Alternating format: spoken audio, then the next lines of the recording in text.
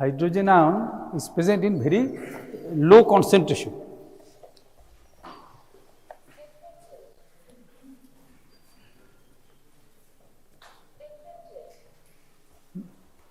pH and buffer. pH and buffer.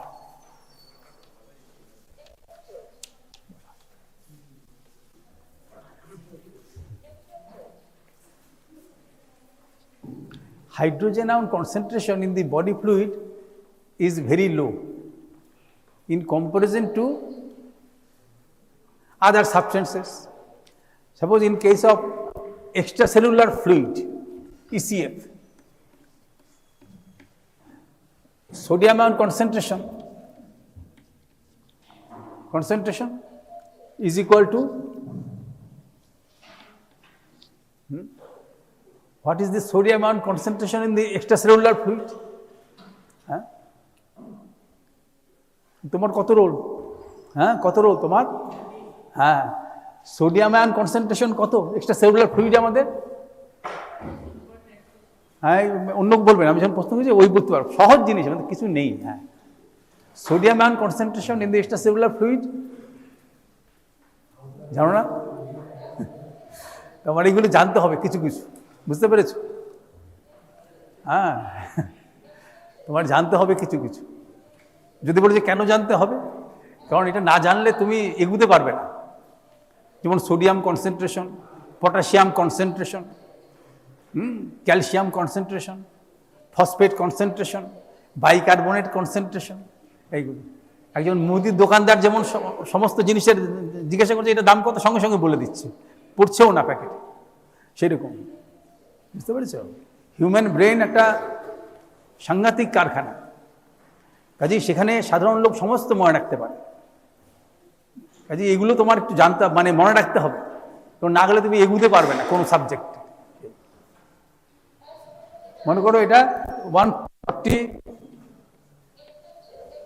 Millimole per litre, millimole per litre, বুঝতে পেরেছেন? আর হাইড্রোজেনের concentration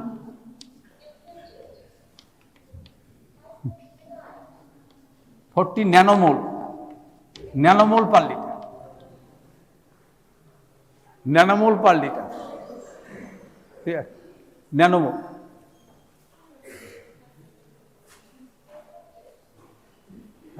Nanomole per liter. So it is convenient to express in logarithmic fashion. As the index, it is easy. Nanomole.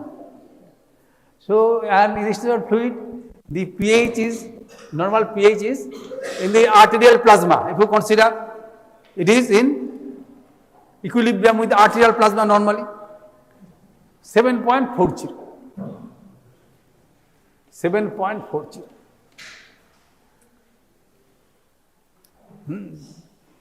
It is the logarithm of the reciprocal of the hydrogen concentration or negative logarithm of hydrogen concentration. It is expressed in this. That is minus log hydrogen concentration. That is the mole per liter. So hydrogen ion concentration log hydrogen concentration is equal to minus 7.40.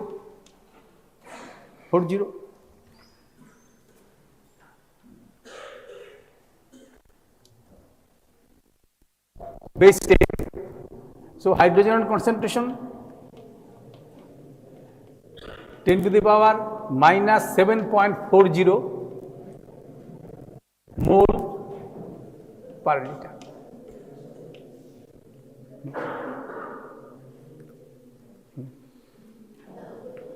So it is easy to express in this way. 40 nanomole per liter. And from the pH value, you can easily convert into nanomole per liter.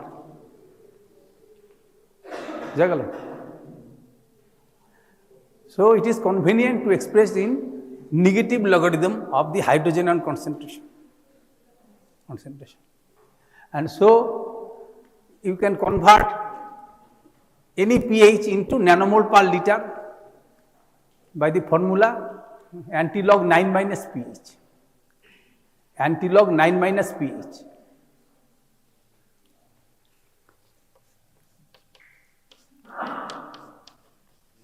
Nine minus in nanomole per liter. Nanomole per liter. Antilog 9 minus pH. Clear? And in this discussion, in good text, they mention this type of values. Yeah. So you should be some familiar with this.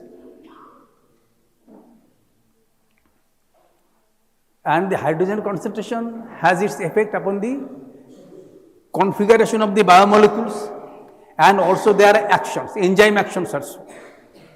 And life is possible within a short span of this hydrogen ion concentration. Suppose 7.0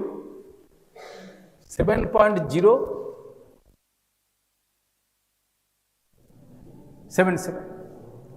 Within this pH, extracellular fluid or arterial plasma, life is possible. Beyond either sides, it is difficult.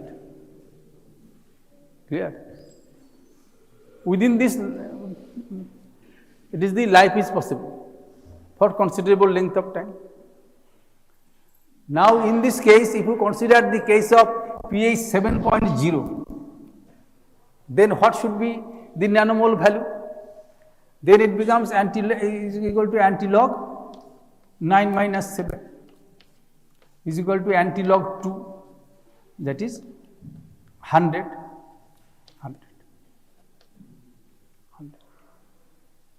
Clear? So 100 nanomole per liter. Nanomole per liter. Middle is 40 and it is 20 nanomole per liter. But this normal range is within 0.05.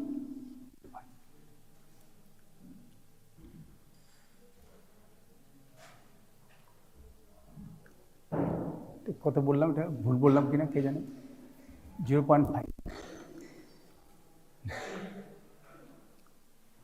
This is normal range nanomole is expressed in this way. You can convert this by this formula to nanomole per liter,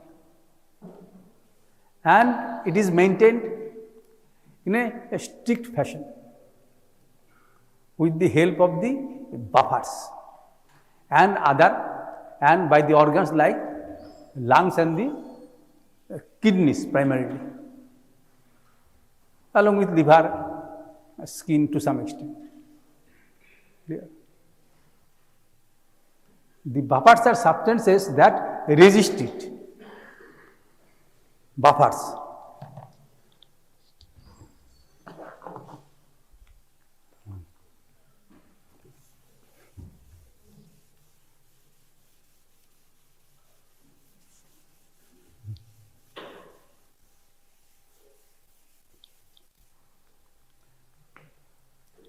Buffers are weak acids or weak bases, and they are salts also, acids.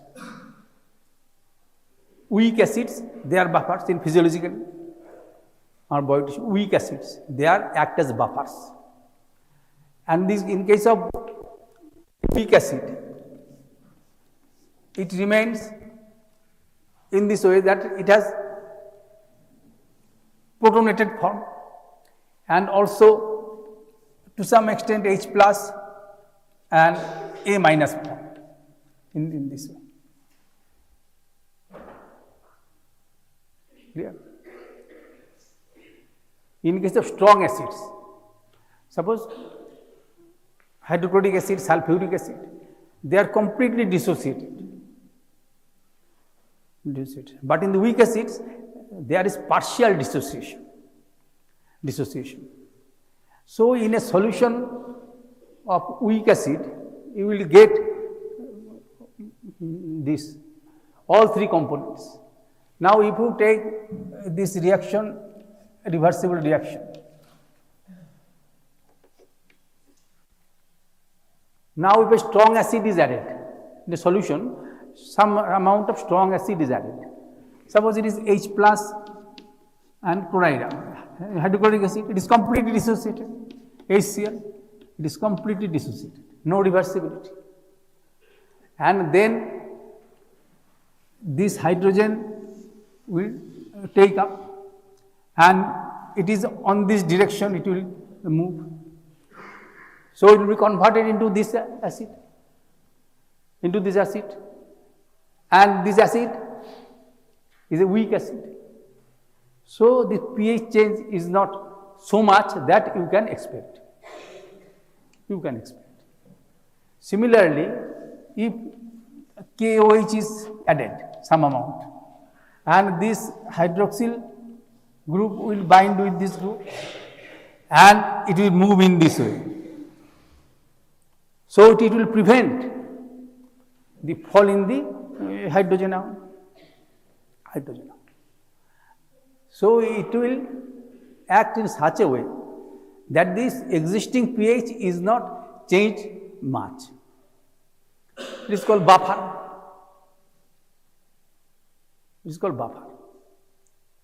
Existing pH is more or less maintained. When some amount of acid or alkali is added, the pH that was originally present increases. If you take a sodium bicarbonate solution, then it is no buffer, because the undissociated acid is absent in this case. But if there is weak acid is there, it can divide into component. Then it is the salt. It is not the acid. It is not a buffer. Similarly, if you take the pure water, it has no buffering capacity. And if you add small amount of acid, then pH will drop. Or alkali, the pH will rise. Every 10-fold increase or decrease of hydrogen concentration is associated with the fall of 1 unit of pH in case of adding acid, and in case of, as it is negative value, so it is increase the 10 times, that is when alkali is added. Now from this concept, the Henderson-Hasselbalch equation is derived by the law of mass action, and from which you have some concept regarding there is the normal, what should be the normal value of the pH from the concentration of the components, and what are the action of the buffers, and in different conditions of imbalance of hydrogen concentration, acidosis, alkalosis, or so. Now, by the law of mass action,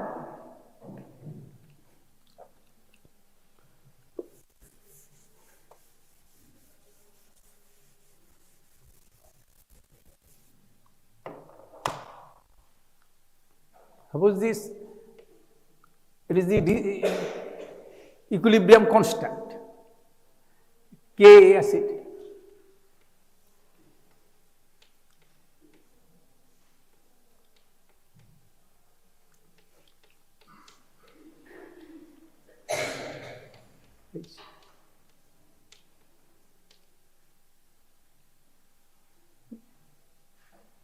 Now, if you take the logarithm of both sides to the base 10, then log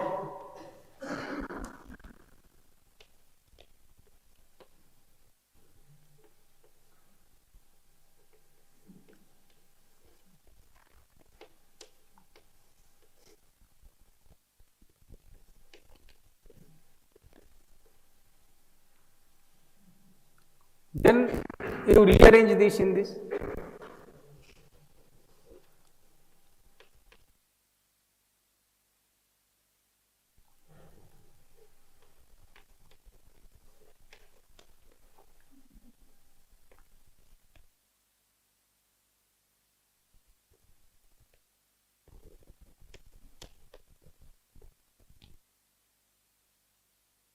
By the definitions, then you get it is the pH is equal to, that is the pKa of this acid plus log,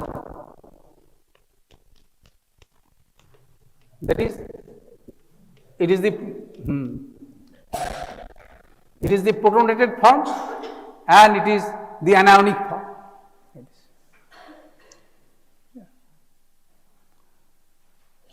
And there are prominent, that is the in extracellular fluid or total body if you consider, there are three buffers important. One is bicarbonate buffer, one is phosphate buffer, ammonia buffer in the distributed within cell or outside, and also protein buffers. There may be plasma proteins and there may be hemoglobin. And they have do have their effect, so that the pH of the body fluid or extracellular fluid does not change much.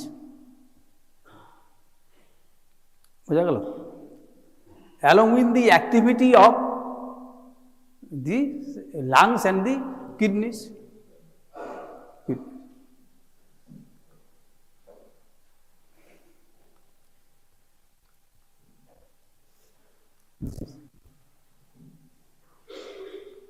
During metabolism, carbon dioxide is produced. The amount is a normal individual in the resting condition.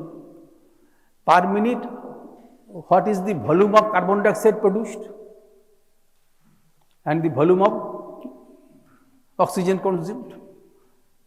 তোমাদের কারণ এগুলো স্মরণে আছে? এগুলো স্মরণে আছে তোমাদের?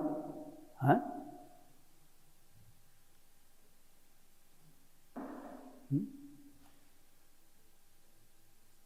স্মরণে নেই? হ্যাঁ, কার্ডিয়াক আউটপুট মেজারমেন্ট তো এটা ফিক্সড প্রিন্সিপল তোমাদের স্মরণে আছে? হ্যাঁ, ফিক্সড প্রিন্সিপল কার্ডিয়াক আউটপুট মেজারমেন্টের ক্ষেত্রে ফিক্সড প্রিন্সিপল, সেটা তো করলে বুঝতে পারবে। বুঝতে পারছো তো? আর্টেরিয়াল প্লাজমা কতটা অক্সিজেন থাকে, আর্টেরিয়াল প্লাজমাতে কতটা অক্সিজেন থাকে, এটার ইংরেজিটা করতে হবে না, এটা সবাই বুঝতে পারছো। আর্টেরিয়াল প্লাজমা, হ্যাঁ, কত আয়তন অক্সিজেন থাকে আর্টেরিয়াল ধমনী রক্তে, হ্যাঁ, জানো না?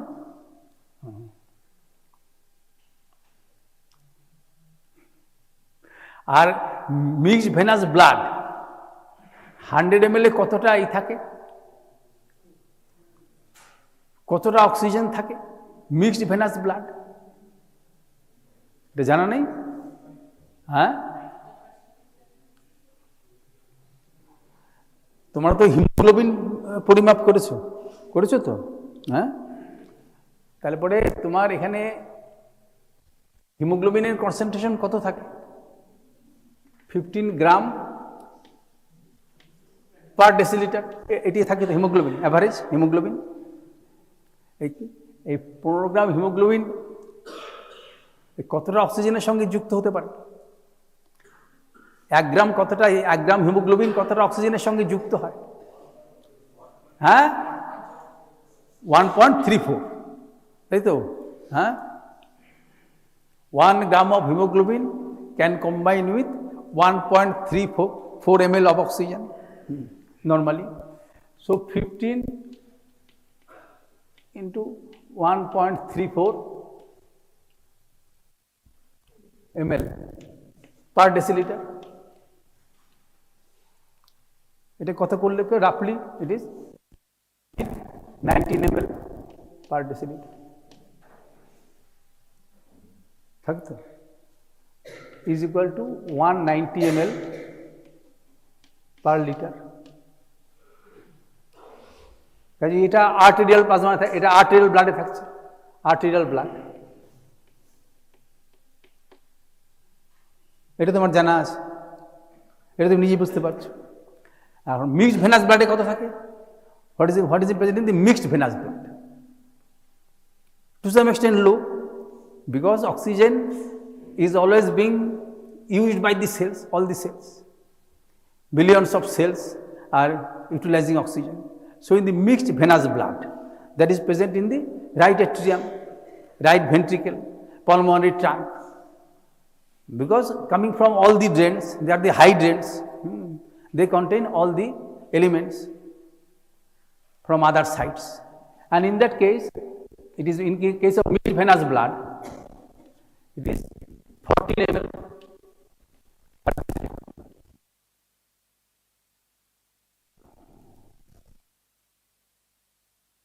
40 ml in the mixed venous blood. Mixed venous blood.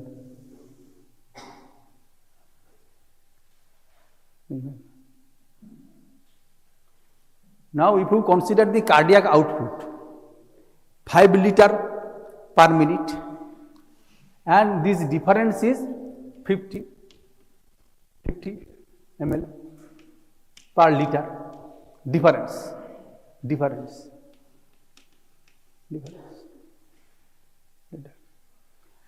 Per minute cardiac output 5 liter. So 250 ml oxygen is used during resting condition per minute. And respiratory exchange ratio is 0.8. Carbon dioxide produced divided by oxygen consumed is equal to 0.8, and if you multiply it with 0.8, then it will be 200 ml CO2 that is per minute produced and taken by the lungs.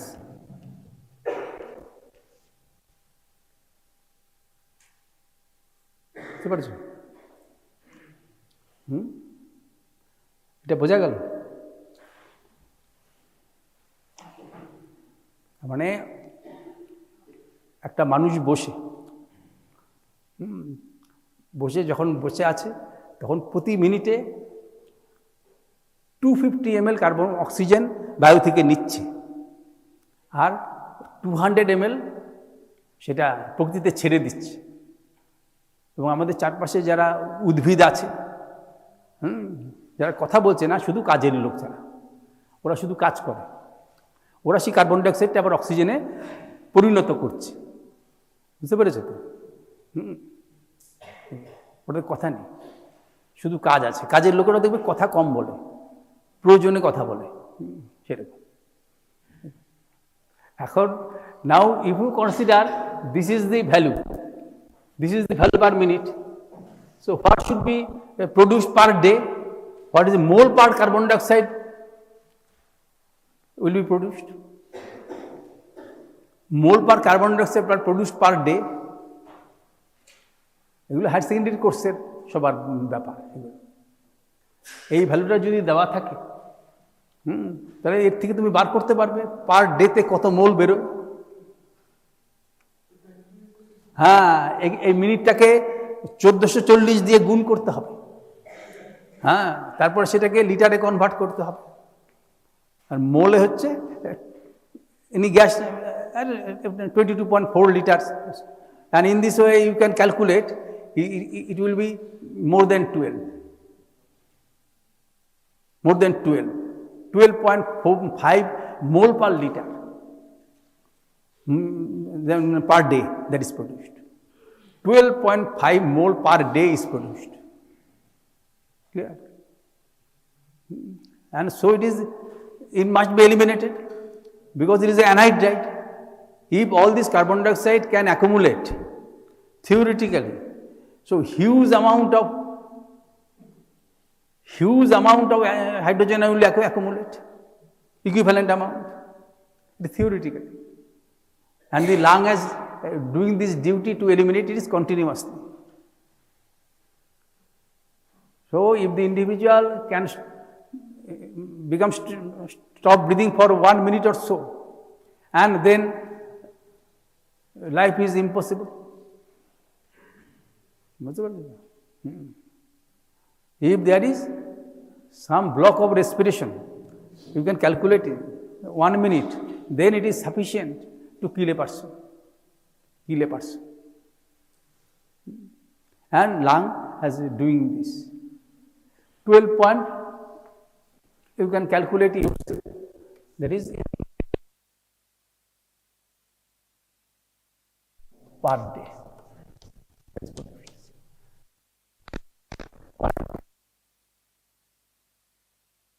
Per day. As carbon dioxide,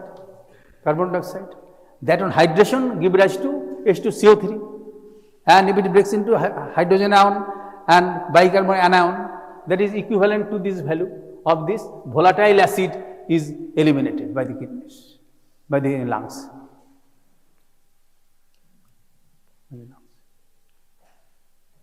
But all the acids are not metabolized, are not of this type.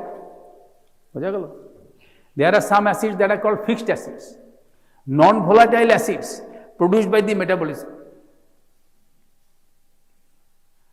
like sulfur containing metabolism of the sulfur containing amino acids, cysteine, cysteine, methionine, and also phosphorus containing compounds like phosphorylated amino acids, nucleotides, and they are produced, and they are fixed acids. They have to be eliminated by other organs, and prime importance is the kidneys, and depending upon the diet and metabolic activities, 52 of hydrogen ion is produced in this way, like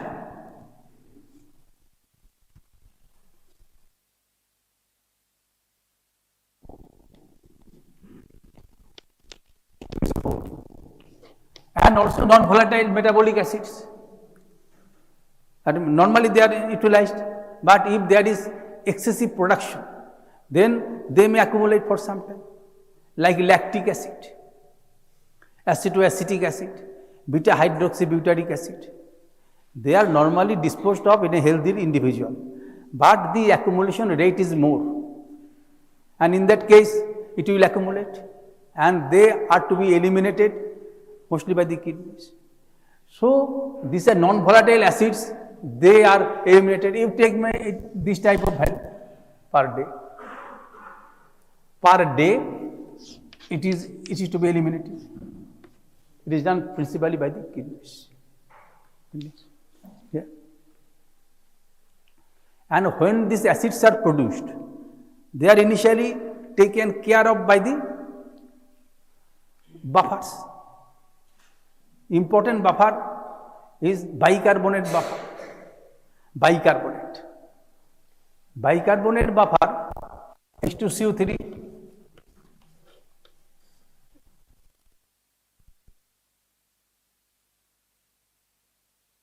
HCO3 minus. Bicarbonate buffer. And this bicarbonate buffer, if you take, in that case, that is the pK H2CO3 plus log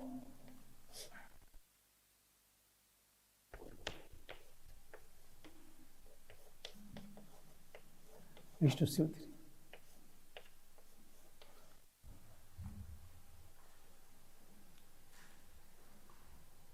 Its value is low, and it is difficult to measure this. It is difficult to measure this carbonic acid. You can measure bicarbonate, but it is difficult to measure this. So we consider the case of carbon dioxide. it is in equilibrium. It is also in reversible equilibrium, H2CO3.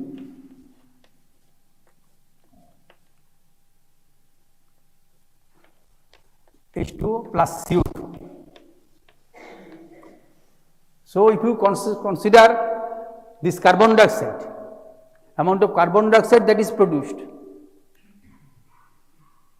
that is this equilibrium, that is equilibrium constant of carbon dioxide, and in that case then it becomes clinically relevant, and we can take a value at a particular body temperature, then it becomes equal to 6.1 plus log bicarbonate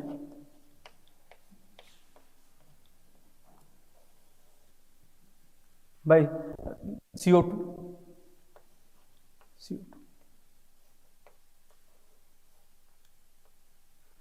The amount of CO2 that is present, it depends upon the solubility, and that is also depend upon the partial pressure of carbon dioxide. It is a particular temperature that is dissolved, not only for carbon dioxide, any gas that is dissolved depends upon its partial pressure. And the clinically relevant formula log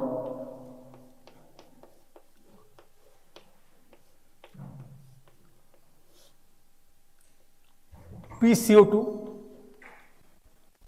multiplied by 0.3010. It is solubility constant, millimole per liter per millimeter of mercury pressure. In this way it can be expressed, and from these known values you can have a chance to find the normal pH in the arterial plasma. Bicarbonate concentration in the extracellular fluid or arterial plasma, if you consider, it is 24 millimole per liter, and normal arterial plasma, there is a PCO2 is 40 millimeter of mercury. So it will be 6.1 plus log 24 millimole per liter, and it is 40 into 0.30 millimole per liter.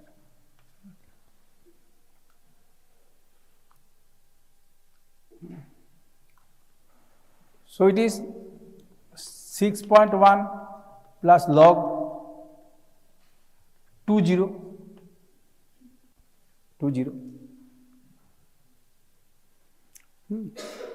বুঝতে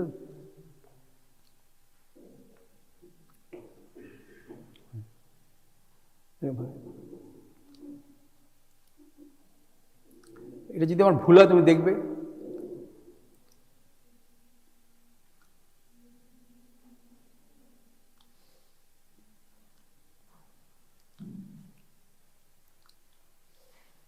.03 হবে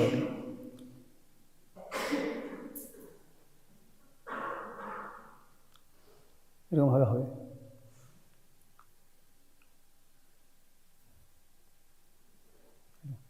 এই ভ্যালুটা দেখে নেবে তোমার বই থেকে আমার ভুল হতে পারে এই 20 এখানে আসে তাহলে পরে এখানে 6.1 প্লাস 1.30 হলে 7.4 এবার এই ভ্যালুটা পাবো 7.40 এই ভ্যালুটা পাবো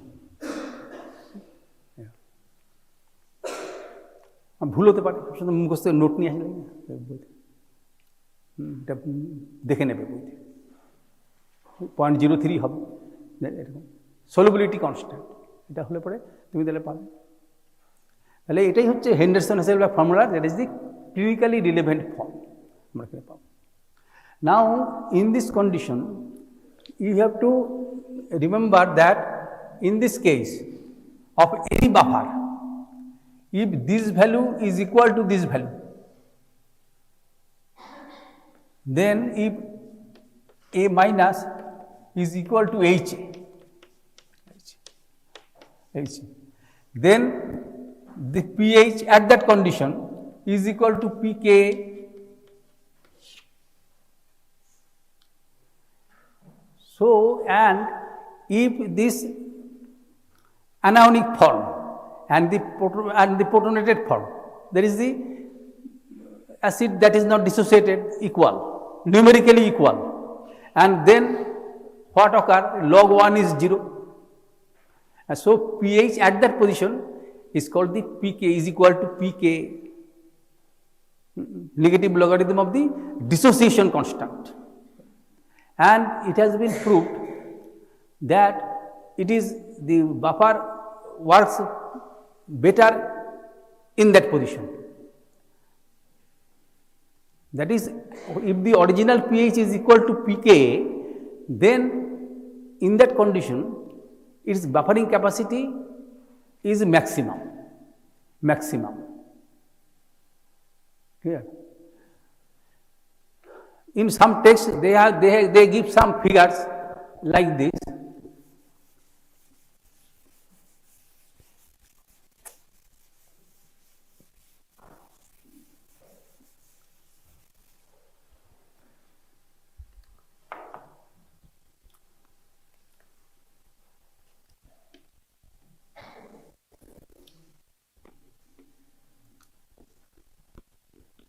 pH value.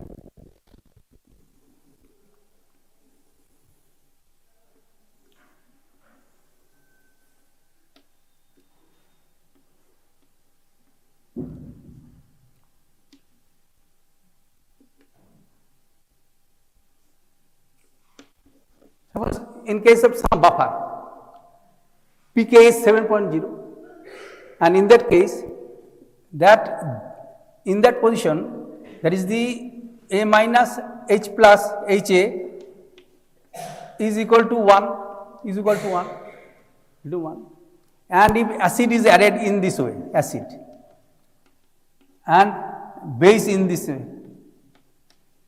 so the change in pH is minimum when it is close to this. This is pH.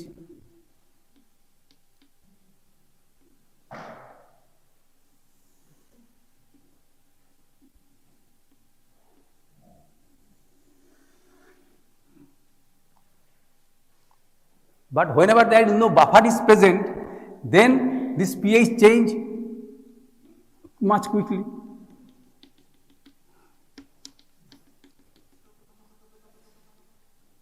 So that when it is close to this pK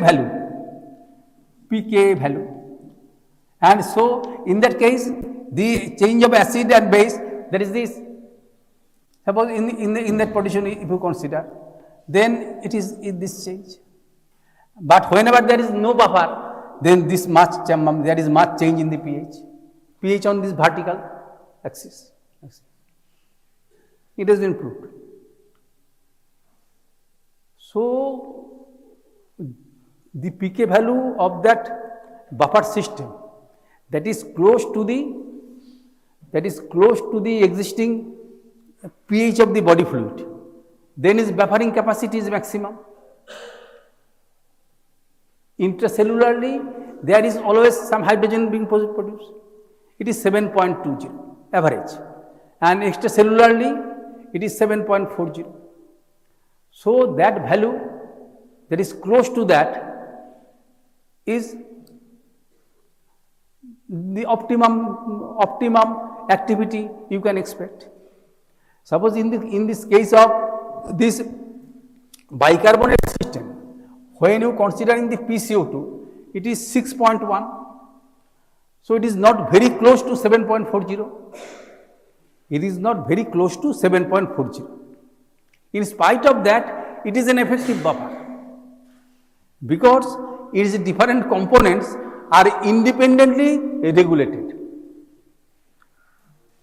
Bicarbonate by the kidney, and this is by the lungs, kidney and lungs, independently regulated. Clear? And for this reason, it is an effective buffer. Whenever there is some accumulation of acid, there is increase in ventilation and elimination of carbon dioxide by physical process. You can voluntarily increase ventilation and to produce respiratory alkalosis, or if you can voluntarily stop your breathing for some time, then respiratory acidosis can be there.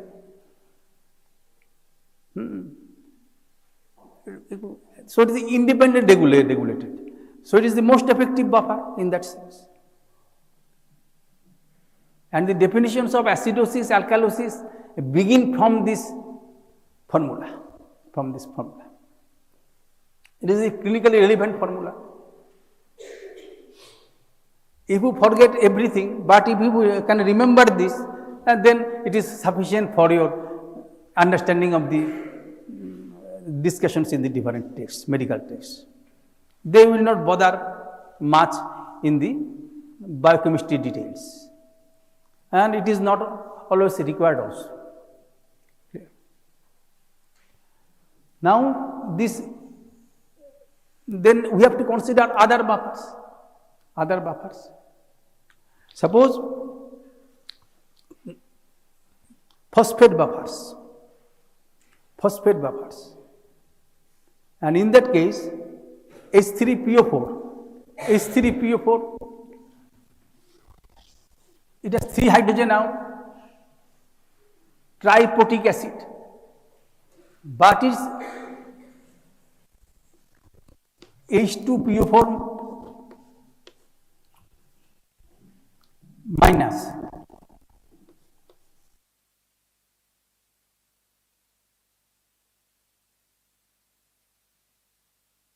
It is clinically relevant, and in that case it is 6.8.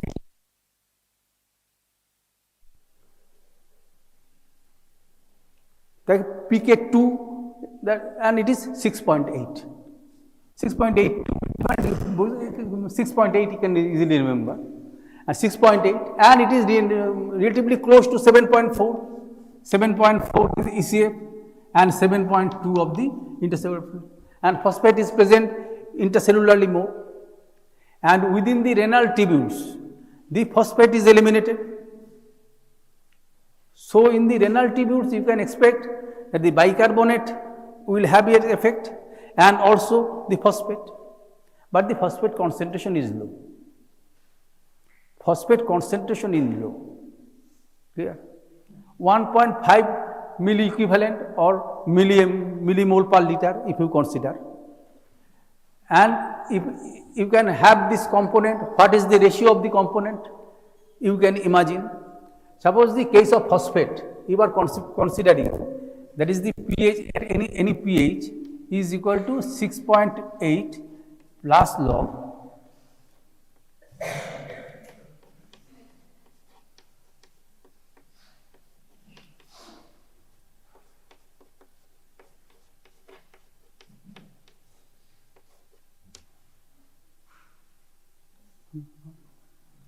So this, if this value is 7.40, you can find out this ratio.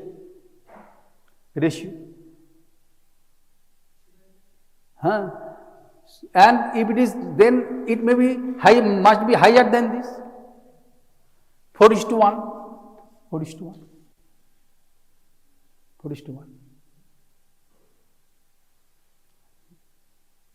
So major part in the anionic form, but concentration is low. Phosphate concentration total, suppose you can 1.5 millimole or milli equivalent per liter. Moreover, when it is filtered in the renal tubules, more than 90% is reabsorbed. Reabsorption is more in the proximal tubule. But in the distal nephron, where the reabsorption of oxygen, water is less, then the remaining part do concentrate, and in that case it have its effect. Because it is very close to this pK value at that position. Because at that position, it is almost very close to 6.8. So an effective buffer, but concentration is less. And the urine, when you consider its titratable acidity, then it belongs mostly to this H2PO4 minus ion. Titratable acidity. It also contains other amounts of, there is some acetic acid, butyric acid, but principal component of titratable acidity is this. Titratable acidity is this. Yeah. Yes. In case of ammonia buffer, ammonia is derived within the cells. Ammonia, nitrogenous compound, nitrogen is coming from the, so only source is the amino acids. And within the liver, there is breakdown of the deamination of the amino acids. And whenever during metabolism, then there is the both amino group, that is the NH4 plus, and bicarbonate from the carboxyl group is produced. But normally, most of it is converted into urea in health. And some amount can be converted into glutamine. And the other cells can receive this glutamine, including renal tubular cells. And from the glutamine, with the help of mitochondrial enzyme glutaminase, ammonia is available. And ammonia it is surrounded by everything water. You consider it is the ammonium ion also. Now, in that case, the ammonia is coming, if you consider in the renal tubular cells, proximal tubules and the distal nephron. And they are coming into the fluid. And it will bind with hydrogen ion to form NH4 plus. And when an NH4 plus is a polar ion and surrounded by the water molecules, he cannot go back to on the other side. So it is called diffusion trapping, non-ionic diffusion. Diffusion trapping or non-ionic, it is an example of non-ionic diffusion. Non-ionic diffusion. বুঝতে পেরেছো তো? হ্যাঁ, non-ionic diffusion, have you understood? ঘুমিয়ে রয়েছে নাকি? What is your role? হ্যাঁ হ্যাঁ, এই যে আমি যে বলছি নন আয়নিক ডিফিউশন, তুমি অন্য বই অন্য কিছু পড়ছো? হ্যাঁ, তাহলে নন আয়নিক ডিফিউশন শুনেছো কখনো নাম? কাকে বলে জানো? বলো দেখি কাকে বলে নন আয়নিক ডিফিউশন? জানো? জোরে বলো যাতে সবাই শুনতে পায়। নন আয়নিক ডিফিউশন।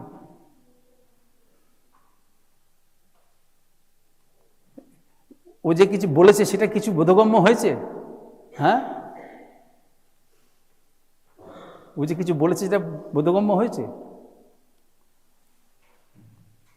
তোমাদের বলছি, ওখানে যারা বসে আছো, ওখানে সম্মানিত লোক, সেই সেই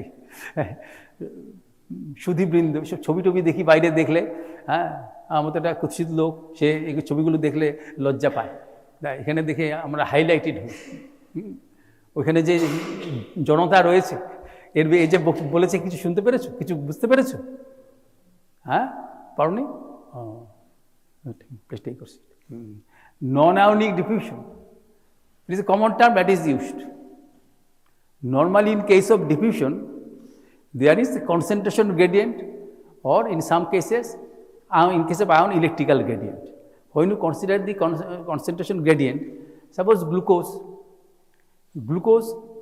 is more in the extracellular fluid than in the intercellular fluid, and glucose can diffuse. And for the increasing the rate, there is a carrier, GLUT4 or so in this GLUT, and it is an example of facilitated diffusion. But glucose remains its character, whether it is outside cell or inside cell. Suppose in case of renal tubule, there is glutaminase enzyme, and its action upon glutamine to produce glutamic acid and ammonia initially.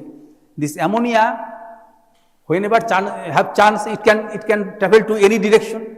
But this ammonia that goes into the lumen of the tubule, lumen contains free hydrogen ion, and it combines, it will convert it into NH4 plus. Ammonia as such is highly diffusible. It is a non-polar, but it combined with hydrogen ion, it becomes ammonium ion. And ammonium ion, like other polar molecules, will be surrounded by water, and it will make a large molecule. It cannot traverse back into that. Glucose, if intercellular concentration increases, theoretically it can easily traverse to other side, because it does not change its character. But when ammonia goes into the lumen, it is converted to ammonium ion. It cannot go back. So diffusion in one direction continues till free hydrogen is available. So it is called diffusion trapping, or an example of non-ionic diffusion. Non-ionic diffusion. Questions like transfer across the cell membrane. If it is coming in your examination, then those who are conversant with this topic, then they can discuss in this way. Transport across the cell membrane. Then what you call? You first call that it is the simple diffusion. Simple diffusion.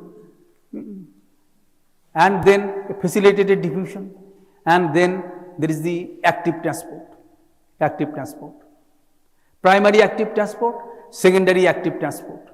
In this way, if you can discuss, facilitate requires carriers, and in this way, if you can explain, you can get full marks. And in case of discussing the diffusion, you can also mention this non-ionic diffusion, and you can well cite this example. This type of question comes in the examination. In short note also, transport across the cell membrane. Mechanism of transport of molecules across the cell membrane. So you can discuss in this way. These are extremely easy things. বোঝা গেল, খুব সহজ জিনিস এগুলো। এই জন্য অনেকেই class করে না ফিজিওলজি, এখানে কেন বরাবরই আমি যখন চাকরি করে আসছি অনেকদিন ক্লাস করে না, কিছু না, ভালোভাবেই পাস করে যায়। তার কারণ কি, তারা বাড়িতে বই থেকে পড়ে নেয়, তা নিত আগে। আর এখন তো আবার ইন্টারনেট এসছে, কত রকমের সুবিধা হয়ে গেছে। কাজে আমাদের মতো লোকের এবং ক্লাসের এই সমস্ত প্রয়োজনীয়তা আস্তে আস্তে অ্যাব্রোগেটেড হয়ে যাবে, এরপর আর প্রয়োজন পড়বে না। এখনো যে আছে সেটা আমাদের মতো লোক ক্ষমতা থাকলে অনেকদিন আগেই বলতে এইসব কোনো দরকার নেই, এখানে আসবে একজন মেশিন চালিয়ে দেবে, সেখানে সব দেখবে, চলে যাবে। কারণ আর ব্রেনও তোমাদের ডেভেলপড হচ্ছে, ওজন হতে পারছে না কিন্তু কোয়ালিটেটিভলি বেটার হয়ে যাচ্ছে। হ্যাঁ, সেই জন্য কাজেই এখনো অবধি তোমাদের দুর্ভাগ্য যে তোমরা এখনো রয়েছে, আমাদের মতো লোকের কন্ট্যাক্টে আসতে পারছো, এটা খুবই দুর্ভাগ্য, কিন্তু তোমাদের এখনো অবধি আসতে হবে। কাজেই প্রশ্ন যদি এরকম আসে যে transport across the cell membrane, তাহলে তুমি সেভাবে বলবে। যেমন ওয়াটার মলিকুলস, সেটা সহজে যেতে পারে, এবং ট্রান্সপোর্টের ক্ষেত্রে আবার ওইটাও লিখতে হবে যে কোনগুলো ট্রান্সপোর্ট হতে পারে না, ইজিলি ট্রান্সপোর্ট হতে পারে না। তখন বলতে হবে water molecule, small molecule, carbon dioxide, ammonia easily transport, but some molecules can't be transferred, like sodium ion, because it is covered with, it is surrounded by water molecules. Potassium ionic forms, even glucose cannot easily enter, because it is also hydrated form. For this reason, glute is required. Which substances are not, so it is some specific transport. And in course of discussion, if you give that, if you idea that, then you will get full marks. This type of question. Now, in case of ammonia, time is short. In case of ammonia,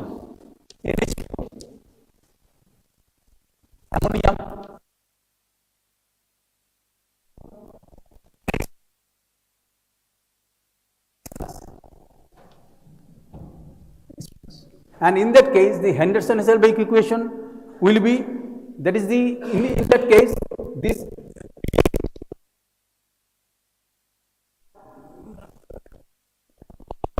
(9.2 or 9.4), and then plus log NH3 by NH4. Suppose in case of intercellular fluid, where it is 7.2, less than this, so this ratio is 1 by 100. That is mostly is in this form, protonated form. And if the urine is titrated to 7.4, and then there is, so it is in this ratio, so it will part less with hydrogen ion in that case. মনে করো potassium hydroxide দিয়ে তুমি তাকে টাইট্রেট করছো up to the level of the 7.4. You can take 9.4 in place of 9.2.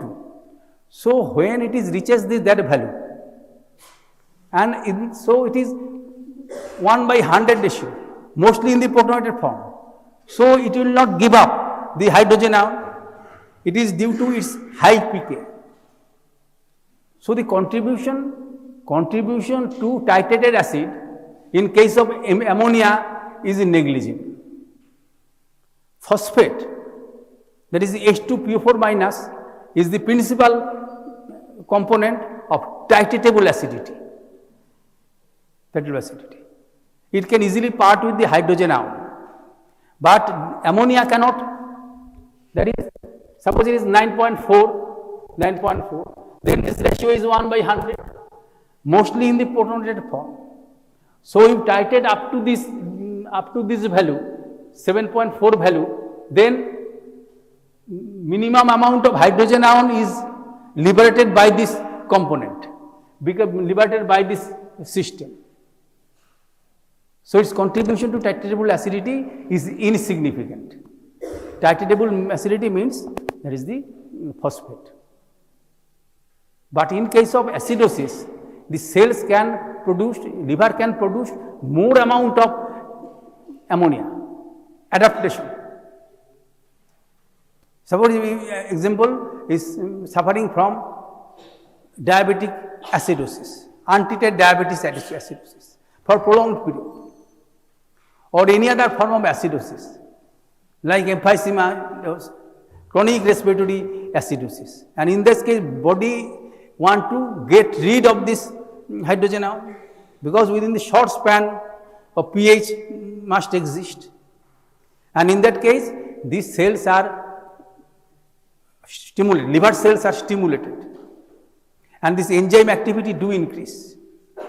It is called adaptation. It requires some days. So that more amount of acid can be liberated.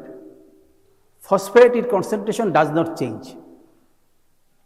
So its range is limited capacity. Up to 40 millimole, it can be eliminated. When the requirement is much more than this, suppose 300 millimole more, when due to some abnormal metabolism, then this phosphate is not adequate, but this is then complemented by this ammonia. So in reality, it is better buffer. Hemoglobin is an important buffer. Its buffering capacity is 6 times that of the plasma protein, hemoglobin. Due to these histidine residues, one molecule has 38 histidine residues, and it can split reversibly. And due to this hemoglobin is an important buffer. So whenever HbO2 is converted into Hb, then HbO2 is a stronger acid with lower pKa than the hemoglobin. So whenever hemoglobin, that is it loses its oxygen or lacks oxygen, it will take up most of the that is the 1 milliequivalent of that hydrogen that is produced, so that the pH does not alter. It is the peculiar property. There is buffering capacity of hemoglobin. In the textbook,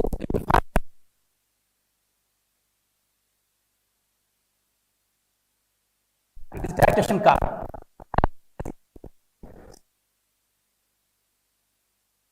Whenever it is deoxygenated, it can take almost the amount of acid that is produced. Acid that is produced, so that the pH value does not change. Does not change. On the other hand, it is suppose there is acid added and acid removed, so that this in this case it absorbs this. Only change in the configuration from the HbO2 to Hb, but the pH does not change much. It is the reason that this venous blood has the pH of 7.38 in comparison to arterial plasma. There is not much shifting.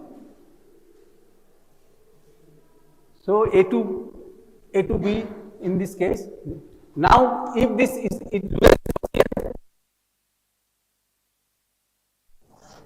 pH will much increase, much increase, but it is not. At the same time, that is, it is absorbing this, so it is a peculiar buffer, so that the amount of acid that is produced during metabolism is almost taken care of. Yeah. I request you to go through book. These are very easy things. So they are reading other things, but you can understand. Clear? It is all for today. So I will not take very long class today or tomorrow, just to complete the one of the important aspect, that is the coronary circulation. I have already told you the heart receives blood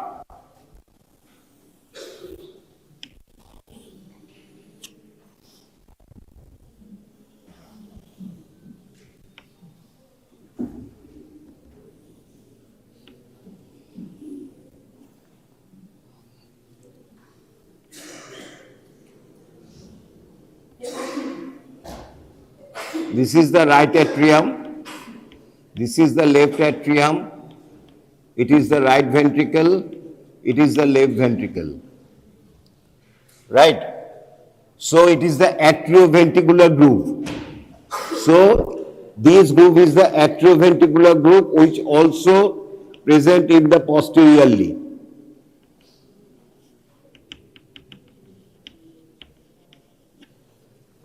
So it is a groove, but anteriorly this groove is deficient. We cannot see due to presence of the origin of the pulmonary trunk and arch of aorta.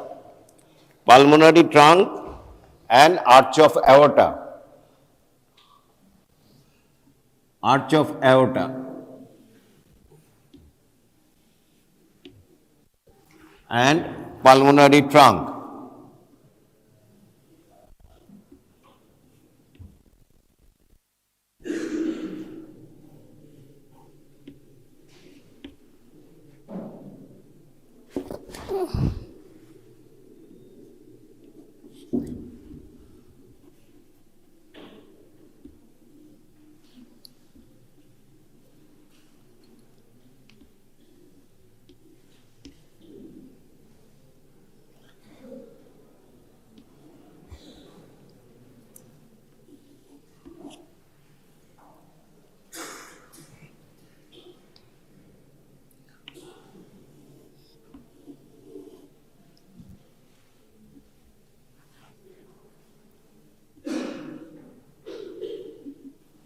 So from the right ventricle arising the pulmonary trunk, and from the left ventricle arising the ascending aorta, which is going to be arch of aorta.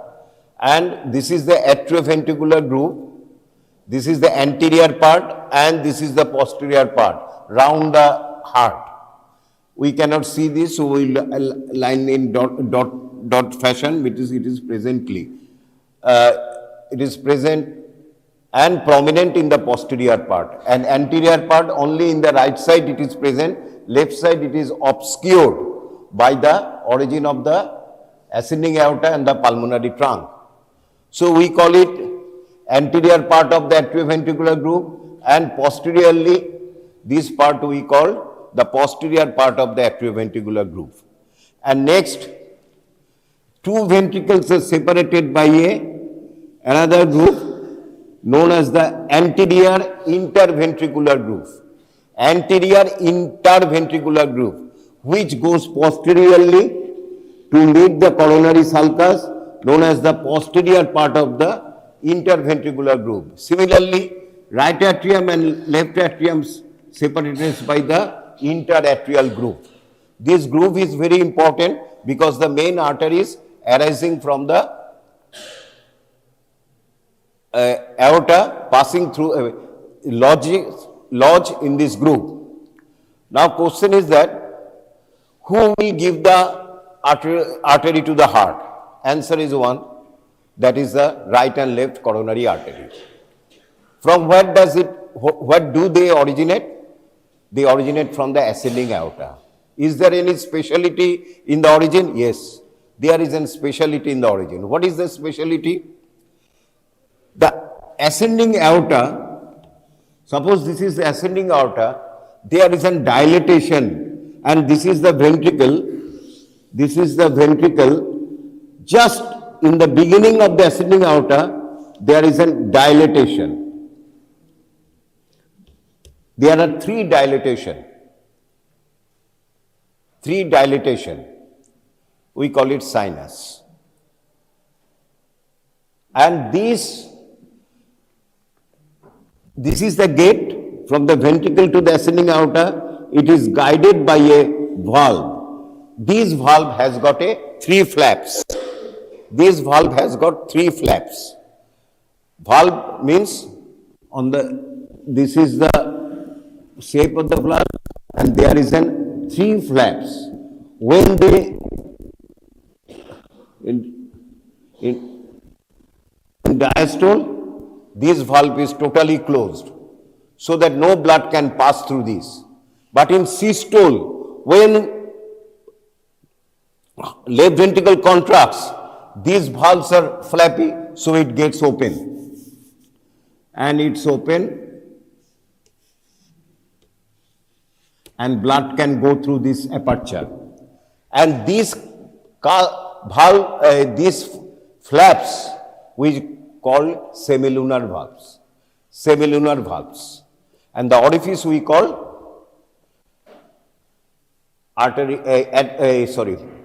aortic orifice. We call aortic orifice. So in short, we call the gate between the left ventricle and the ascending aorta, the gate is known as aortic orifice. Similarly, the gate between the right ventricle and the pulmonary trunk, known as the pulmonary orifice. So this is the gate, and this is the cusp. This cusp is the shape is the semilunar shape, right? This is the aortic orifice, and this is the cusp. And the cusp is hanging open, and in the diastole it gets closed, so that no valve can go in. What is the difference? Here in the door there are two cusps, but in the aortic orifice or in pulmonary orifice there are three cusps. These are known as the cusp. A endocardial line, and inside there is a fibrocartilaginous ring. So these are the cusp. These are known as the semilunar cusp, right? And the arrangement of the semilunar cusp has got fixed, has got a special pattern. How? What is the pattern? Aortic means A. It starts from A. এইভাবে মনে রাখবে. So aortic orifice. A means A, anterior. এবং যার নাম তার only one থাকবে. Next উদাহরণ দিলে, when you cite the next example, you can easily understand. Aortic means A. A means anterior. So there is an anterior cusp. তাহলে বাকি রইল কি posterior. And in the aortic, A means anterior. So I put one anterior cusp. And next, there are posterior cusps.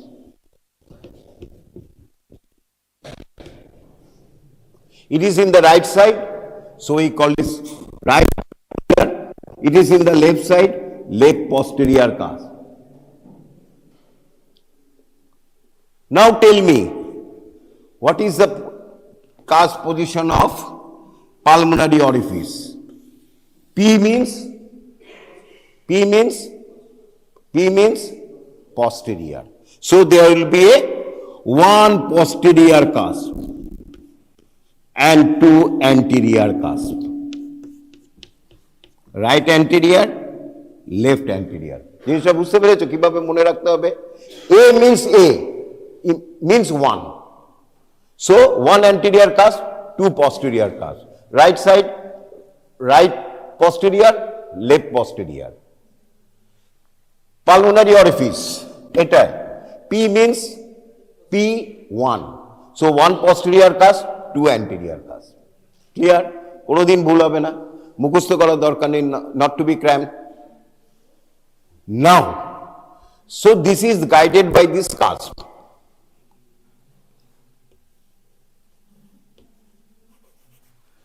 Just above the cusp, in the ascending aorta, there is a dilatation.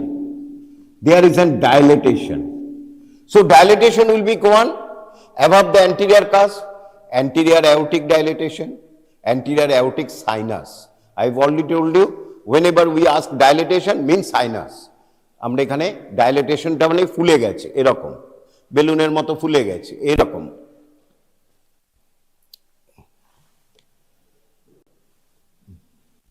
তাহলে একটা dilatation anteriorly আর দুটো dilatation, two sinuses or dilatation will be posteriorly. So in case of a aortic orifice, there is an anterior aortic sinus, right aortic sinus, and right posterior sinus and left. Clear? Clear? So one anterior aortic sinus above the anterior cusp and two posterior sinus above the right and left posterior cusp.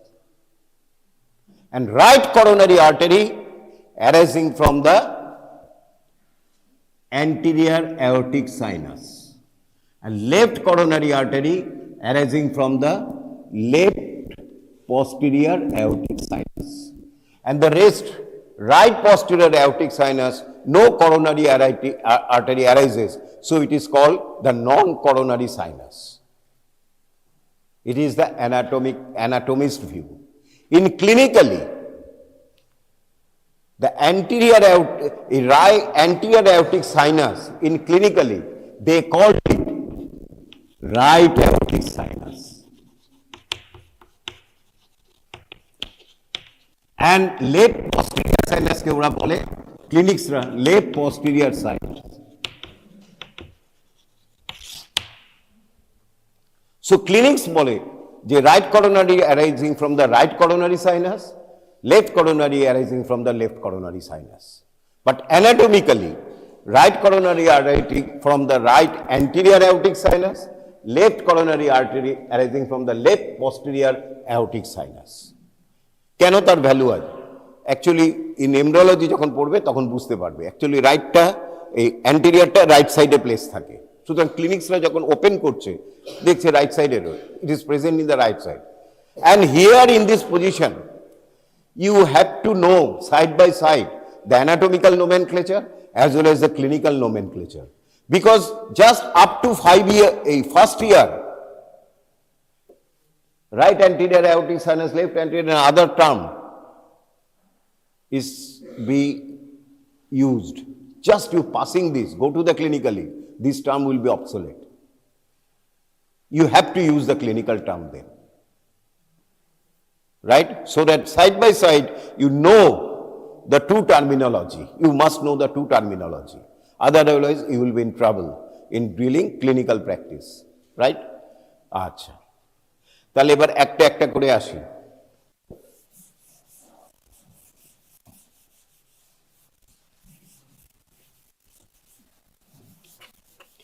So, right coronary artery arising from the anterior aortic sinus, or clinically right anterior aortic sinus. From that origin, it passes between the pulmonary trunk and এই জায়গাটা হচ্ছে right auricle, passes between the এইটা হচ্ছে right coronary artery, passes between the pulmonary trunk and the right auricle. Then it occupies the anterior part of the atrioventricular groove up to the inferior border of the heart. Then it wheels round the inferior border and occupies the posterior part of the interventricular groove up to the crux of the heart, where it ends by anastomosing with the circumflex branch of the left coronary artery. So this is the course of the right coronary artery. This is called the first segment, and posterior segment we call the posterior segment. From the anterior view, if we see from the anterior part of the heart, we cannot see this because it lies on the posterior part near the base and inferior surface of the base and inferior surface of the heart. What is the base of the heart? Which chambers forms the base of the heart? Right atrium and left atrium. And this is not the base of the heart.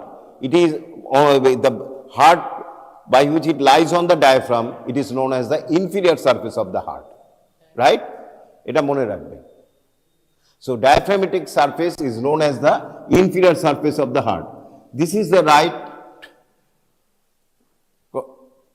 This is the course. It's very simple and very easy. But the most important part is its branches, both important clinically and anatomically for examination purpose. So, right coronary artery gives branches. The first branch,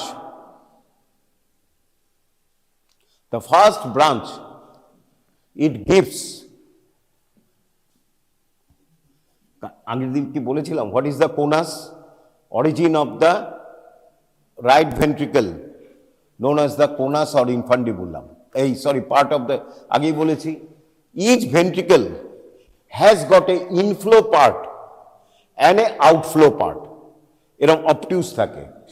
Each ventricle has got receives the blood from the right atrium or the left, in case of a left ventricle, left atrium. It is known as the inflow part. The part of the ventricle, inside of the ventricle, within the ventricle, the part that receives the blood from the atrium by contraction of the atrial muscles, it is known as the inflow part. And then the ventricle contracts and the blood rushes to this part, which is called this part we call the outflow part. Outflow part of the right ventricle we sometimes call infundibulum or conus. Conus, C-O-N-U-S. The first artery of the right ventricle is known as the right conus artery, which supply the conus or infundibulum of the right ventricle. তারপরে কি branch দেয়? few atrial branches. খুব সহজ, right atrial branch. কি chamber রয়েছে? Atrial and ventricle. তাহলে few atrial branches, few, একটা নয় কিন্তু, 3 to 5 atrial branches to supply the right atrium. One of which গেল, এটা ছেড়ে দাও, আর দরকার নেই এখানে, and also gives some ventricular branches, 2 to 5 or 2 to 4.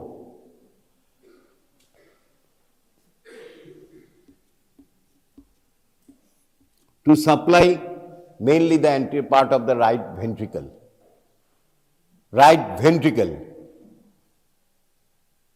right? One of the ventricular branch is very large and runs along the inferior border of the heart. This is the inferior border of the heart. One of the ventricular branch is large and it is known as the right marginal artery. একটা special নাম দেওয়া হয়েছে যেহেতু এটা বড়, এইটা it is nothing but the ventricular branch of the right atrial artery. One of the ventricular branch of the right coronary artery. So এটার একটা স্পেশাল নাম দিয়েছে right marginal artery.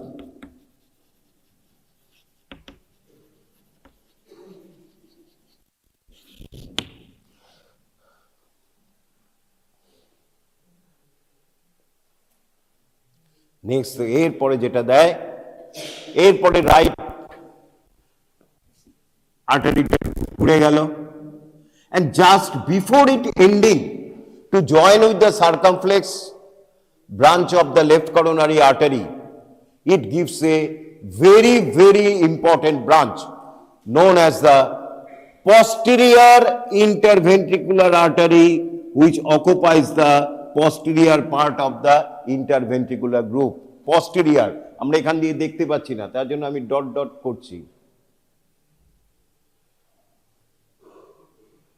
Posterior interventricular artery. Posterior interventricular artery is a very, very important artery. বারবার বলছি, posterior interventricular artery এটা খুব ভালো করে শোনো। Clinics important. It's a very, very important artery. Why?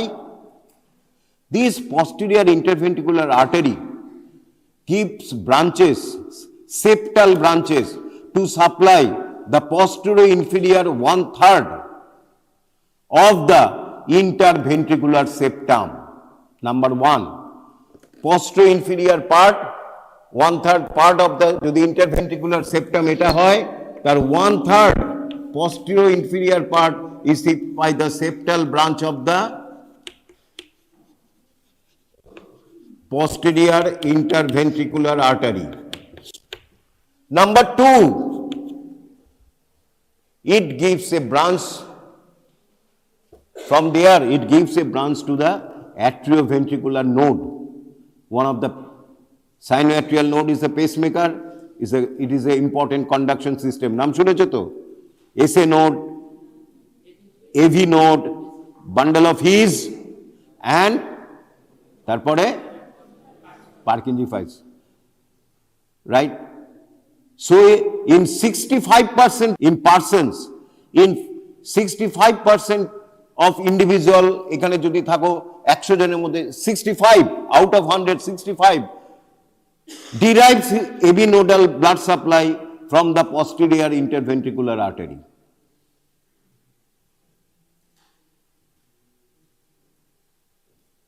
And are 35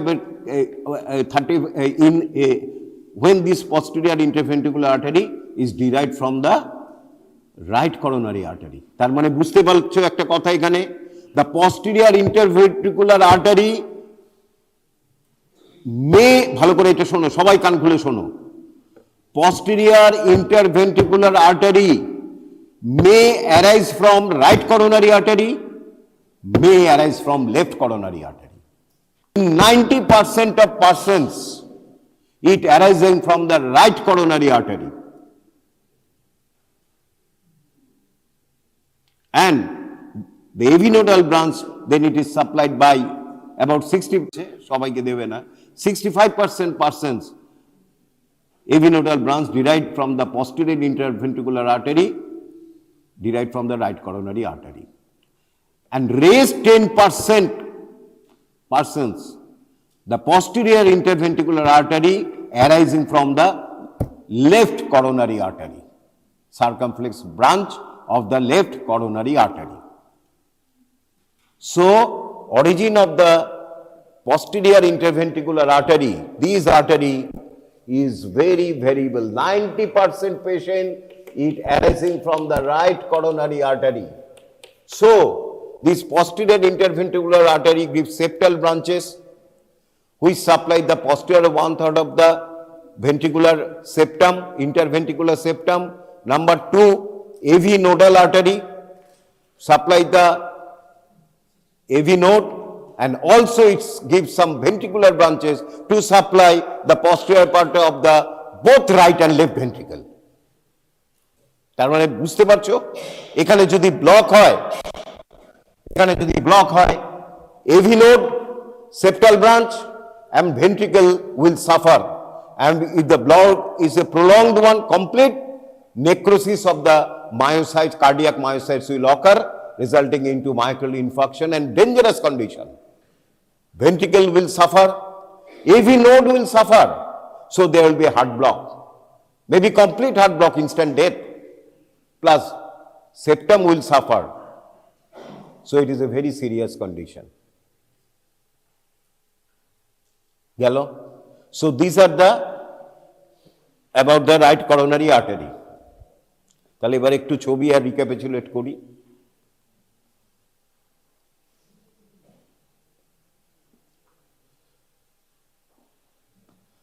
আচ্ছা, এটা দেখে বলো তো, এটা anterior view R posterior view?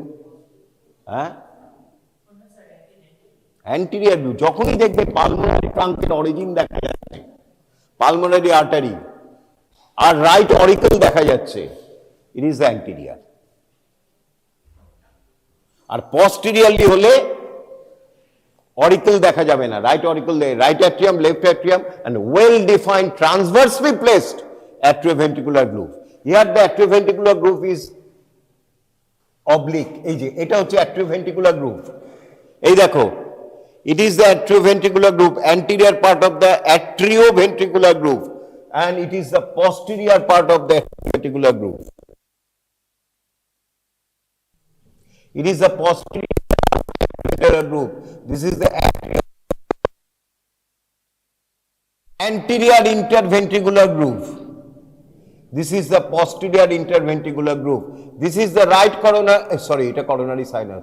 It is the left sided, it is the right coronary artery which gives posterior interventricular artery. Dekho, right coronary artery going to be anastomosis with the left coronary artery, interventricular artery which occupies the part of the right ventricle and the left ventricle. Clear হয়েছে? এটা হচ্ছে original একদম picture. তুমি যখন, if you are a cardiac surgeon, obviously few of them must sign to be a cardiothoracic surgeon, then you will deal with these fact scenarios.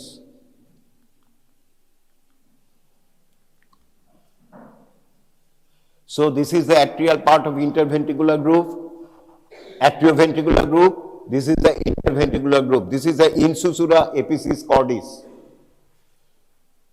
So this is the right coronary artery. This is gives the right atrial branch. This is the ventricular branch. One of the ventricular branch is large along the inferior border of the heart, so it is called the right marginal artery. বারবার repeat করছি, একদম এখানেই তৈরি হয়ে যাবে। This is another view, right coronary artery, ventricular branch, right marginal artery. This is the left coronary artery, divides into equine left coronary circumflex and the anterior interventricular artery. এগুলি তো আগের দিন বলে দিয়েছি, আর রিপিট করছি না। This is the cause, এইভাবে লিখবে।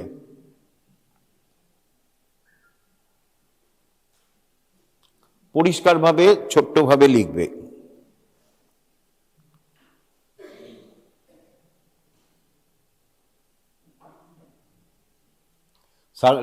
Circumflex left circumflex coronary artery হবে। যাকে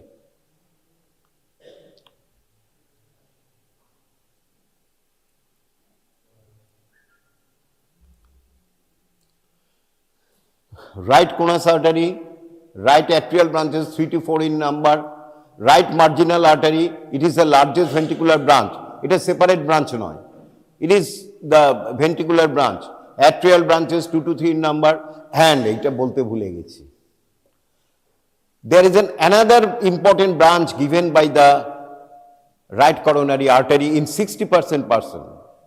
Whoever going to be a cardiothoracic surgeon or cardiac medicine, you must remember there is an always percentage. 60% of persons, right coronary artery gives a branch to supply the SA node. তাহলে তাদের ক্ষেত্রে কি dangerous? If the main right coronary artery is blocked, maybe blocked, main part, both in 60%, bad luck individual, both sinoatrial and AV node is blocked, মানে necrosed. বুঝতে পারছো কি? কারণ right coronary artery gives posterior interventricular branch, from there it gives the AV nodal artery, আবার তাদেরই 60% দিচ্ছে sinoatrial nodal artery. So total conduction system will fall down, collapsed, and resulting into instant death unless fibrillator and also immediate pacemaking system is available. If it is available, patient will survive, and after that he will be normal after operation, cardiac stenting or bypass operation. So he will be very quick in dealing with a cardiac patient. Very quick means very quick. এবার right posterior ventricular branches and posterior interventricular branch এগুলি বলে দিয়েছি, কেমন?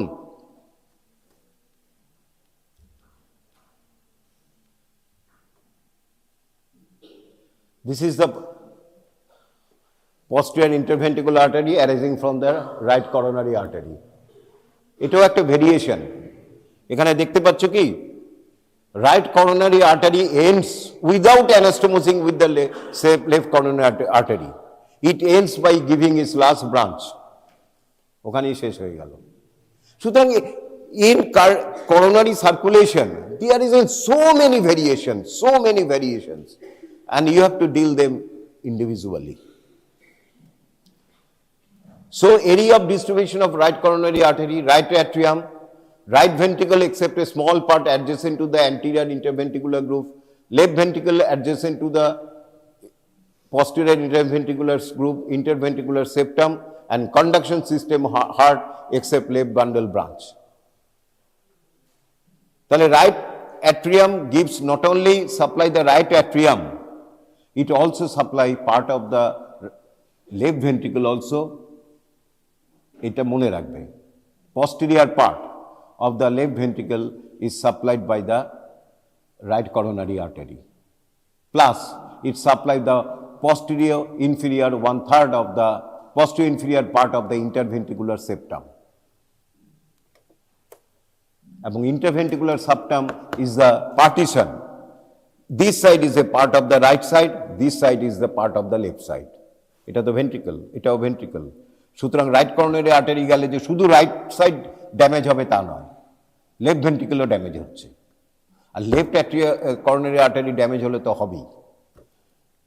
Next হচ্ছে left coronary, একটা বলতে ভুলে গেছি, থার্ড কোনাস নয়, থার্ড করোনারি আর্টারি। একটা কথা হচ্ছে there are two coronary arteries, right and left coronary arteries. In oral, sometimes it will be asked, what is third coronary artery? Sometimes, I have already told you, right conus artery arising from the conus artery or right conus artery takes origin from the right coronary artery. It is the rule, right? In 90% cases, 95% cases, right conus artery, which supply the conus or outflow part of the right ventricle, is taking origin from the right coronary artery. But sometimes this right conus artery may directly arising from the ascending aorta. Without arising from the right coronary artery, right sided conus artery may sometimes directly arising from the ascending aorta. Then we call this right conus artery, in that case we call third coronary artery. So third coronary artery is nothing but the right conus artery arising not from the right coronary artery but arising directly from the ascending aorta. এটা একটা tricky question. What is the third conus নয়, এটা হবে third coronary artery. আমার type করতে ভুল হয়েছে, third conus artery নয়, থার্ড করোনারি আর্টারি হবে। বুঝতে পেরেছ? এবার হচ্ছে left coronary artery. Left coronary artery arising from the left posterior aortic sinus. এই লেফট পস্টেরিয়র অ্যাওরটিক সাইনাস থেকে অরিজিন নিচ্ছে।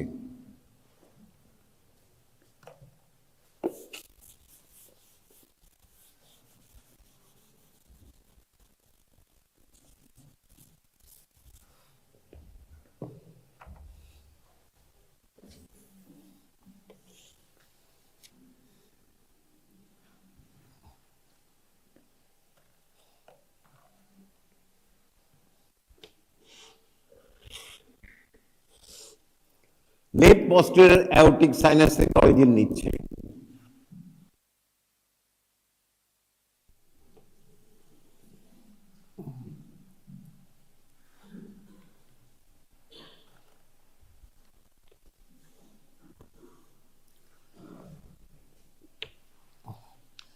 Then it passes, it is the left auricle.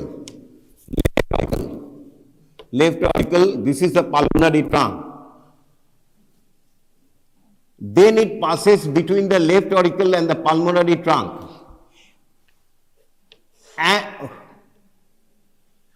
And immediately divided into two branches.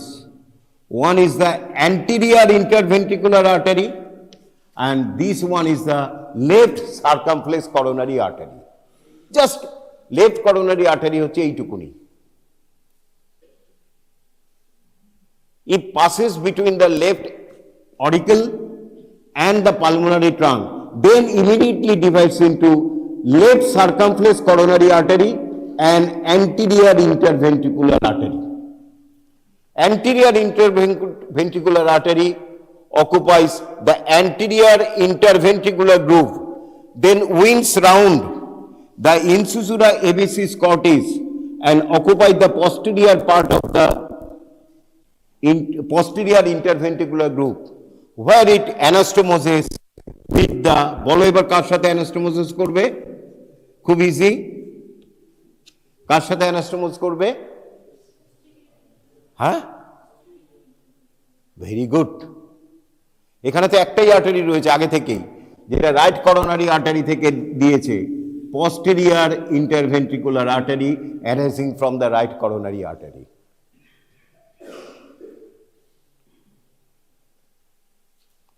এই ঘুরে গেল, আর এইখানে right coronary artery gives the posterior interventricular artery in 90% patient and anterior interventricular artery then winds round to meet with them. Right? And it gives branches, ventricular branches to supply both the right atrium, right ventricle and the left ventricle.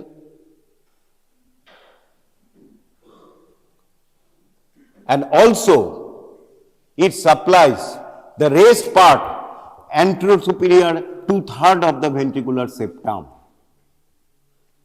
Ventricular septum এর এইটা কে দিয়েছে? posterior পার্টটা 1/3, raised part is supplied by the anterior interventricular artery, a branch of the left coronary artery. So interventricular supply blood supply কি 2/3, anterior 2/3 by anterosuperior 2/3 supplied by the anterior interventricular artery, branch of the left coronary artery, and posterior inferior 1/3 by the posterior interventricular artery, branch of the right coronary artery. So both right and left supplying this interventricular septum. Right? Right. And one of the branch is also large, which is known as the right marginal artery, অত দরকার নেই। এবং this anterior interventricular artery gives branches to supply the both anterior part of the right and left ventricle. Right? Next is the circumflex coronary artery.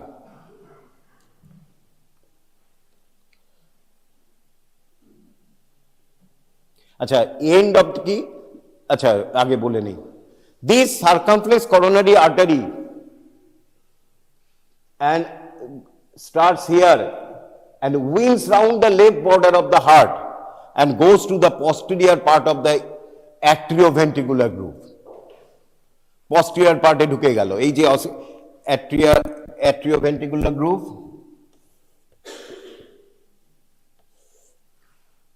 and it passes through this and here it joins with the right coronary artery. So circumflex coronary artery arising from the left coronary artery passing on the left side then winds round the left border of the heart and tends to occupy the posterior part of the atrioventricular groove. It passes through this left to right side and near the crux of the heart it joins with the right coronary artery by ends. So branches of the left coronary artery কিভাবে হলো? Anterior interventricular artery ends by joining with the posterior interventricular artery. Circumflex coronary artery ends by joining with the right coronary artery. খুব easy, কিন্তু সবচেয়ে কঠিন হচ্ছে branch. তো anterior interventricular branch হচ্ছে anterior ventricular branch, diagonal artery. একটা diagonal আর্টারির কিছু নয়, একটা আর্টারি হচ্ছে খুব ডায়াগোনালি প্লেস থাকে, এরকম ভাবে অ্যাঙ্গেল করে যায়, তাকেই ডায়াগোনাল আর্টারি বলে, একটা ventricular branch. And also give the left conus artery. From here it gives, এটা ভালো করে শোনো,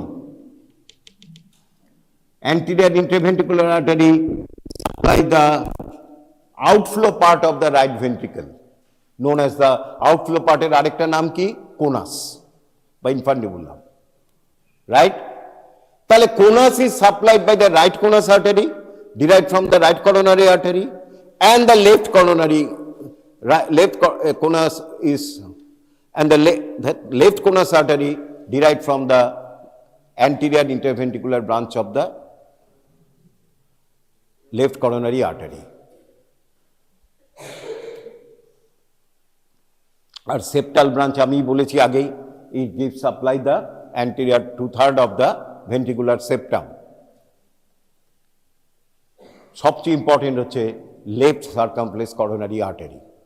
Left coronary artery gives ventricular branches, also give atrial branches to supply the left atrium, ventricular branches to supply the ventricles, mainly the left ventricle, and part of the posterior part of the right ventricle close to the septum. And also in rest 35% patient, agi bolechi 60% er sinoatrial nodal artery arising from the left coronary artery, ei right coronary artery. SA node in 60% individual gets its supply by the sinoatrial nodal artery. In 60% patient, a individual, আমি শুধু patient বলি, individual, it is derived from the right coronary artery. But rest 35 to 40% patient, it is derived from the circumflex branch of the left coronary artery. Variable, very variable. এখানে যেমন fixed, internal thoracic artery is arising from the subclavian artery, fixed. এখানে কিন্তু সাইনোএট্রিয়াল nodal artery variable, এবং ভেরিয়েশনটা অনেক, 60% 40%, প্রায় close two 50-50। তোমাকে এটা জানতে হবে, কারণ ডিরাইভ কেন জানবে এক্ষুনি পরেই আসছি। Sinoatrial nodal artery it arising from the left circumflex cornea in 40% patient, তখন সাথে সাথে ওরালে জিজ্ঞেস করবে দেন রেস 60% কোথা থেকে আসে? Sir right coronary artery. Left marginal artery and posterior interventricular artery, এইবারে হচ্ছে important. Sometimes right coronary artery don't give the posterior interventricular artery, In 10% individual, this posterior interventricular artery arising from the circumflex coronary artery, which anastomoses with the anterior interventricular artery of its own. Anterior interventricular artery is a branch of left coronary artery, and in 10% patient individual, this posterior interventricular artery arise from the circumflex branch of the left coronary artery. So posterior interventricular artery is very important. It may arise in 90% person from the right coronary artery. In 10%, it arises from the left circumflex coronary artery, which is a branch of the left coronary artery. Right? So, then, AV nodal artery, septal branches, all of the ventricular septum, তাহলে কি হলো? তাদের ক্ষেত্রে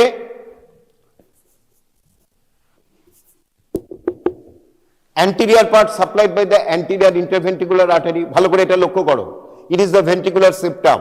2/3 it is supplied by the anterior part of the interventricular artery, branch of the left coronary artery, and posterior 1/3 is supplied by the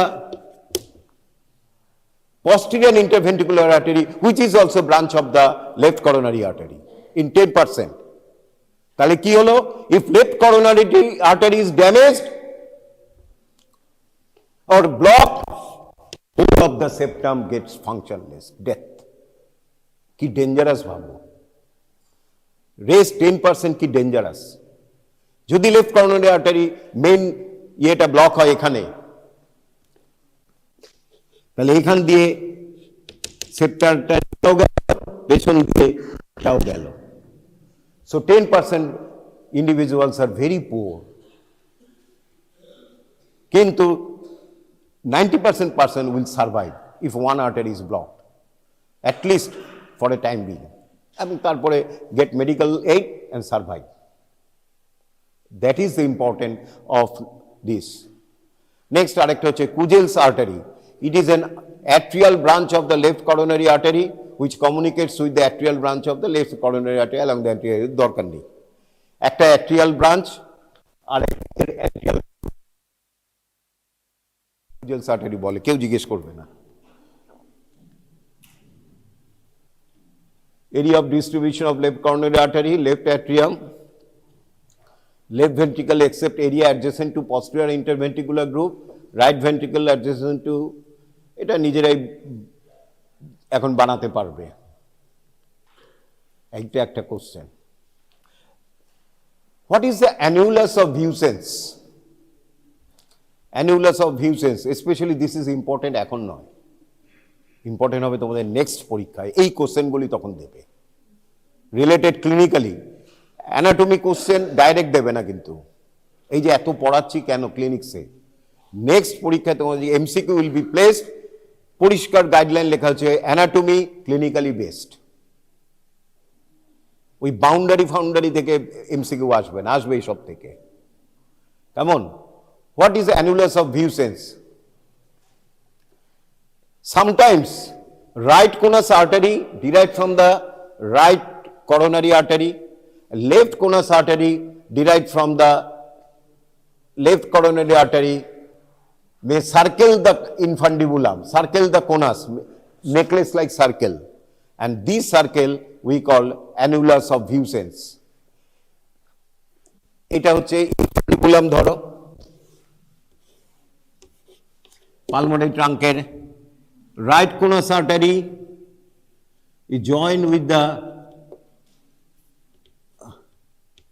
right coronary artery and left coronary artery join make a necklace, এরকম একটা নেকলেসের মতো করছে, এবং এটাকে বলছে, এবং এই totally ঘিরে ধরছে, তাকে বলা হয় annulus of Vuesens or Vuesens এর necklace.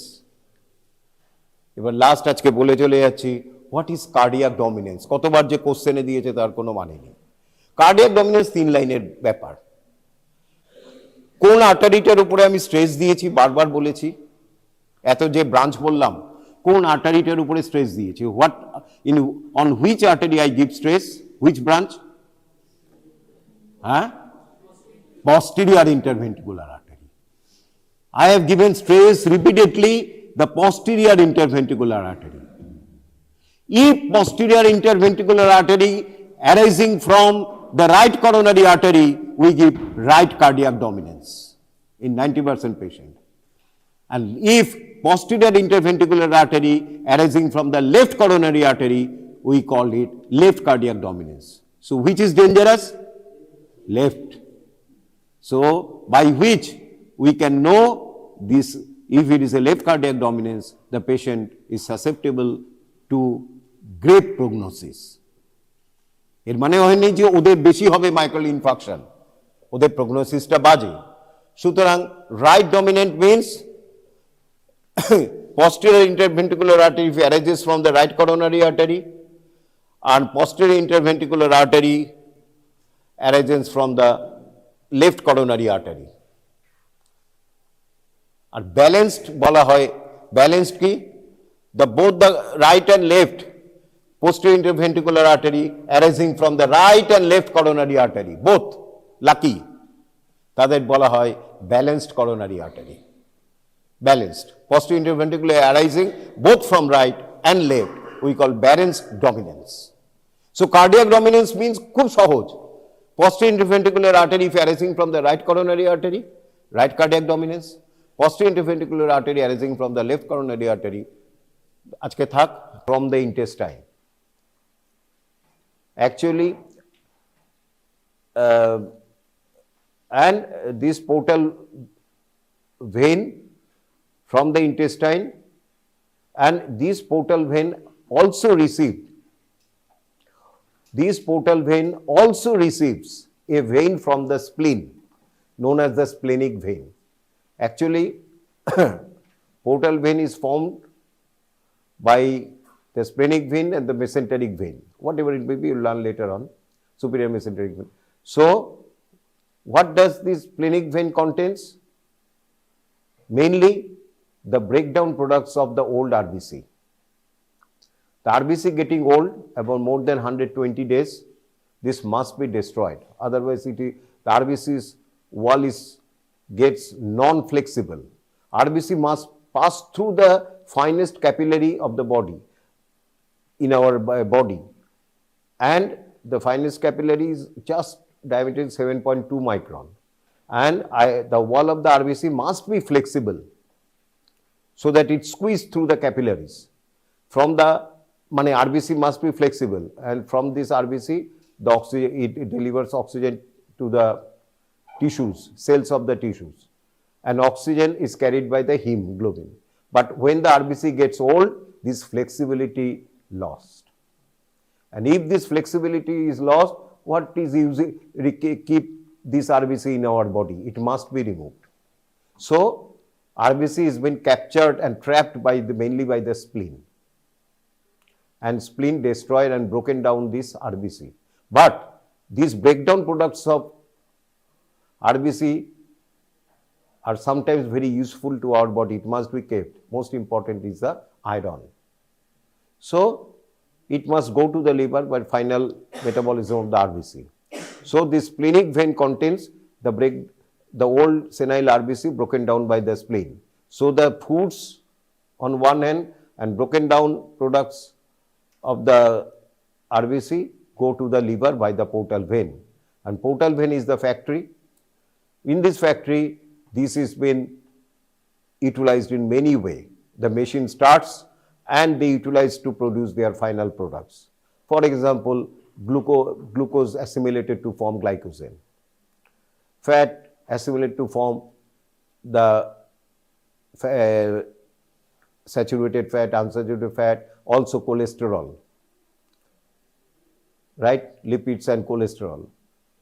Amino acids, the proteins are formed, plasma proteins are formed, hormones are formed. Mainly plasma proteins are formed, and vitamins also are there.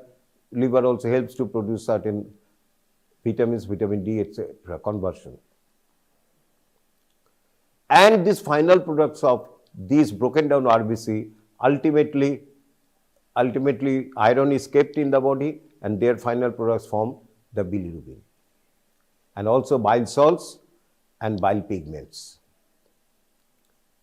This must be formed in the liver. This must be transported to other parts of the body, as I have told you. Some of the products are directly poured into the blood. Some of the products, for example, glucose, glycogen, directly poured into the blood. Plasma proteins that is formed by the liver directly goes to the blood. So we can say, by definition, liver is an endocrine gland. What is the definition of endocrine gland? The gland in their products, if directly poured into the blood, that means directly goes to the blood, we call endocrine. So liver is an endocrine gland.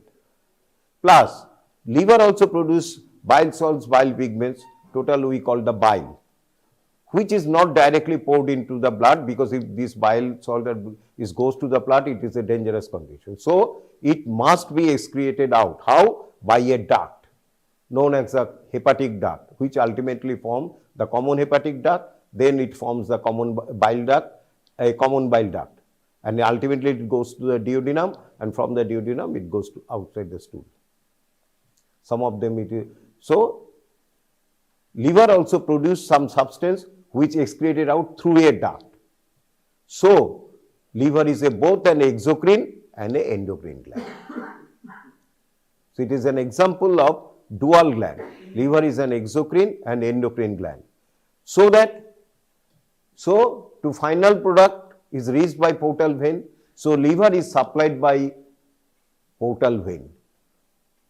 But portal vein carries everything, the nutrients, but it does, which is required by the factory purpose in the liver. But liver own cells, survival of the own cells require oxygen, glucose, etc. Who will supply them? They are supplied by a branch of the aorta known as the hepatic artery. Hepatic artery is a branch of the abdominal aorta, actually not direct branch, it comes from the celiac artery. Abdominal aorta, one branch is known as the celiac artery. Celiac artery gives rise to hepatic artery, which carries oxygen and other nutrients to supply the liver cells. And portal vein is carried the raw products for the factory itself, that's mean in the liver, so that final products to be utilized by the other cells in the body. ব্যাপারটা বুঝতে পেরেছো? একটা কারখানায় products তৈরি হচ্ছে, সেগুলি কারখানায় কাজে লাগছে না, কারখানায়ও লাগছে কিছুটা, কিন্তু মেইনলি অন্যদের কাজে লাগছে। এবার কারখানার লোককে বেতন দিচ্ছে, খাবার দেবে কে? তার জন্য বেতন দরকার, কারখানার লোকটা তো বাঁচতে হবে, সেই কারখানার লোককে বাঁচার জন্য আছে হেপাটিক আর্টারি। আমরা জানি artery we supply the oxygen and other products in the body. So liver is mainly supplied by a branches of the portal vein and hepatic artery. Portal, not branches, abar bhul korlam, tributaries of the portal vein and hepatic artery. So liver supply peculiarly everything. When I say the blood supply of the lungs, blood supply of the thyroid, we say thyroid artery, superior thyroid and inferior thyroid artery. Blood supply of the spleen, splenic artery. Venous drainage of the spleen, splenic vein. But here liver and lungs has got a difference. What is that? Blood supply not only by the artery but also by the vein. Vein also gives blood supply to the liver. বুঝতে পেরেছো কি? যদি বলে heart মাসলকে blood supply করে কি, আমরা কি বলবো coronary sinus? No, by the coronary artery. কিন্তু লিভারে দেখছে একটা ভেইন সাপ্লাই করছে, এটা খেয়াল রাখবে। লাংসে যেরকম pulmonary artery and bronchial artery দুজন মিলে কিন্তু লাংসে সাপ্লাই করছে। Conducting part by the bronchial artery, respiratory zone part by the pulmonary artery. Similarly, liver is supplied by the portal vein and by the hepatic artery. Blood supply করলো, এবার final ওখানে poured হলো লিভারে, দিয়ে কাজকর্ম করলো liver, and final carbon dioxide and other products must be carried to, and the factory products, that is the glucose, amino acid that is produced by the liver, which are directly poured into the blood, must be carried to the general circulation. By what? By the hepatic veins. So hepatic veins carries this venous blood. Ultimately hepatic veins pours this blood into the inferior vena cava. From the inferior vena cava goes to the heart. From the heart it goes to the other part of the cell by the arteries. So this is the process. So আমরা কি শিখলাম, যে লিভারের blood supply হচ্ছে portal vein and hepatic artery, venous drainage by the hepatic vein. But এই portal vein is এরকম, এতটা কি লিভারের মাইক্রোস্কোপে? No, the portal vein has got fine tributaries which join to form the portal vein. So fine tributaries, this portal vein divides into fine tributaries, fine branches we can say in case of a portal vein as it supplies. Fine branches which can be seen by the microscope. Similarly, hepatic artery divides into number of fine branches and ultimately very smaller branches which we can be seen in the microscope. And the hepatic veins formed by the fine branches. In case of these fine branches we call central vein. Central vein. So many central veins join to form the hepatic vein, and hepatic vein then drains into inferior vena cava. তাহলে লিভারের যদি আমরা মাইক্রোস্কোপে দেখি কি কি দেখব? Fine tributary of the portal vein, fine branches of the hepatic artery and central vein. এইগুলি আমরা মাইক্রোস্কোপিক্যাল লেভেলে দেখব। তার মধ্যে কোনটা venous blood? Obviously the portal vein and the central vein. Arterial blood হচ্ছে হেপাটিক আর্টারি। কেমন? তাহলে এবার একটু ছবিতে দেখি।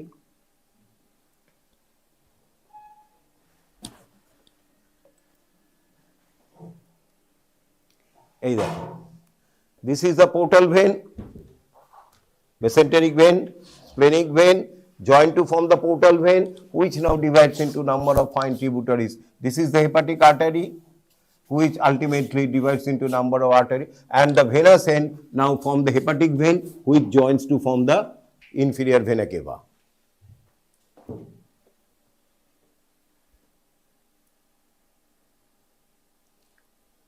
So, and liver also produce some duct system, which is from small branches known as the ductule of the bile ductule, which ultimately join together, I have already told you, to form the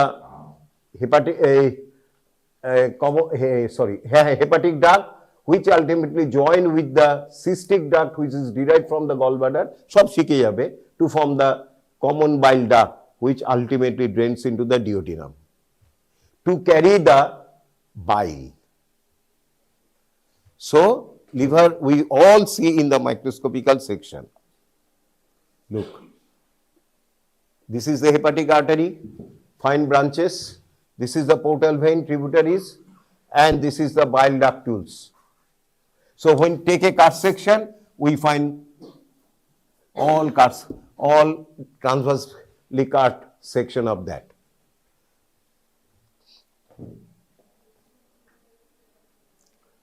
So function of the liver, exocrine function, synthesis and secretion of bile through bile duct for emulsification of fat, synthesis and secretion of plasma proteins, endocrine function এটা। ওপরেরটা গেল exocrine function, এর পরেরটা আছে endocrine function, synthesis and secretion of plasma proteins। কেন এটা endocrine? Why it is called endocrine? কেন? Directly ব্লাডে চলে যাচ্ছে, ক্যাপিলারিজ ড্রেন করছে। কোন ব্লাডে যাচ্ছে? মেইনলি সাইনুসয়েডসে যায়, তারপর থেকে সেন্ট্রাল ভেন, ইনফিরিয়র ভেনা কেভা, হার্টতে চলে গেল, হার্ট থেকে এবার আর্টারির মাধ্যমে এবার সাপ্লাই করছে, এবার যেখানে প্লাজমা প্রোটিন ব্লাডে চলে যাচ্ছে। এক্সক্রিয়েটরি ফাংশন কি? Excretory excretes bilirubin.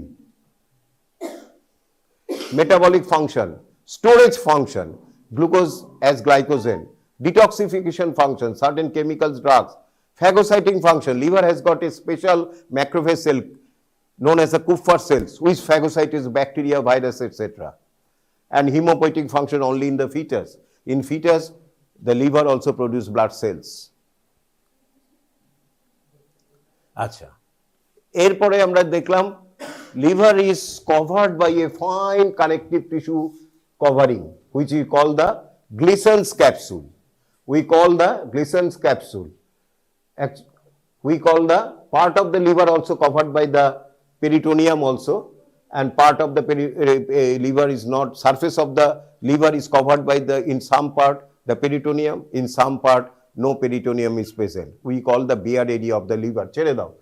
Mainly under the peritoneum, there is a covering of the fine connective tissue covering, we call the Gleason's capsule. This Gleason capsule goes inside as a septa partition and divide the liver into number of small lobes, then into lobule. Like anywhere in our body. Connective tissue septum goes inside, এটা goes inside to encircle a area we call the lobes, and the lobes again divided into number of small lobule by the connective tissue septi. So when you see the microscope, this type of figure we look. আচ্ছা, এবারে একটু এটা তুলছি।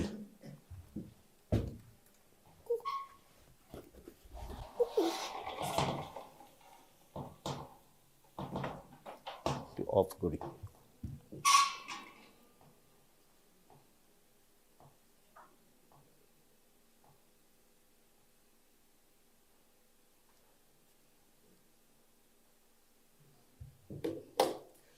এইবারে আগেই বলেছি these are divided into number of lobes and finally it's a lobule, small unit, যেমন আমাদের হোল বডির ইউনিট কি সেল, লিভারের হচ্ছে lobule.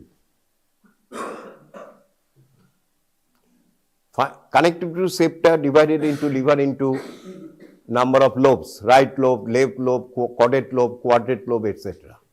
And each lobe again divided into number of connective tissue septa into small areas we call lobules. And anatomists describe this lobule first when they examine the pig liver, and they found these lobules like that.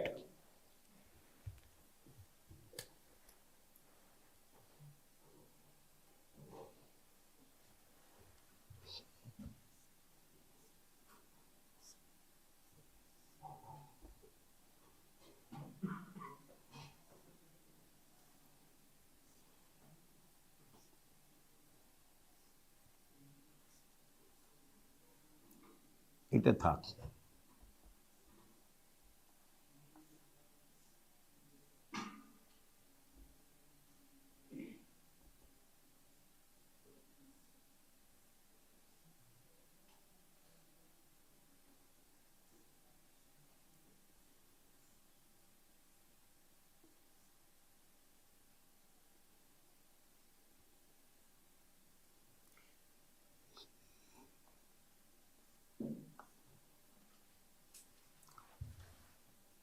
যদি 3 dimensionally দেখো,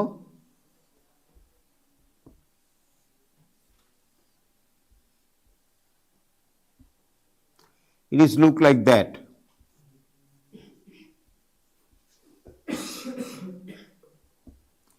It is look like that. One lobule, পাশে আরেকটা lobule রয়েছে, কেমন? One lobule, number of lobules, এবং এটা কি hexagonal, 6 arms রয়েছে, 6টা বাহু, হেক্সাগোনাল ইন লুপ। আমরা কার ডেসক্রাইব করছি? পিগের। and they describe is a classical hepatic lobule বা simple hepatic lobule. কার ডেসক্রিপশন দিচ্ছি? পিগের। এবং each lobule is separated from the surrounding lobule by a connective tissue partition or septa. এখানে আরেকটা আছে, এই যে এখানে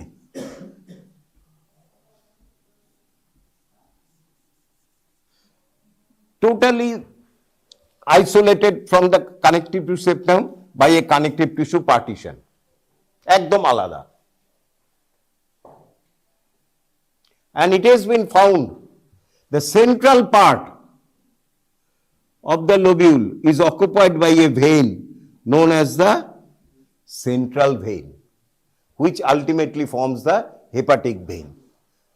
A central vein, eight central vein, eight central vein, eight central vein সব এরপরে মিলে যাবে, মিলে আর লার্জার ভেন করবে, আরো লার্জার ভেন করে ultimately form the hepatic vein. So central part is occupied by the central vein, right? Central part is occupied by a central vein. যদি আমরা 3 dimensionally it looks like that, আর যখন মাইক্রোস্কোপে কাট সেকশনে দেখছি only মাথাটা দেখতে পাচ্ছি, এইরকম দেখতে পাচ্ছি। And in each 6 corners there are areas separated by a again fibrous tissue covering, connective tissue covering. Each 6 corner there are round shaped areas, and actually cut section look like that, but in actually it is also goes in this fashion, this area. And when we see under microscope this area, এটাকে বড় করে হলে যদি আমরা বড় করে দেখি, এইখানে রয়েছে একটা কাট সেকশন, এখানে কাট সেকশন, এখানে কাট সেকশন, কি রয়েছে? A tributary of the portal vein. ওই যে পোর্টাল ভেইন ঢুকেছিল তার একটা small branch, small branches of the hepatic artery, colour নেই বলে, অ্যান্ড এ বাইল ডাকটিউল। বারবার first time I have stressed on this portal vein, bile duct in this region. So in the center there is a vein, central vein, and each corner there is an area surrounding by this and contain a tributary of whole portal vein ta noy, fine branches or tributary of the portal vein, bile ductule and a small branches of the hepatic artery. So 3 structures are present and we call it portal triad. So in its 6 corners of the angles of this classical hepatic lobule, there are portal triads. And from the central vein, and it is the peripheral part of the capsule hexagonal, from the central vein, color and name, there is an rows of cells.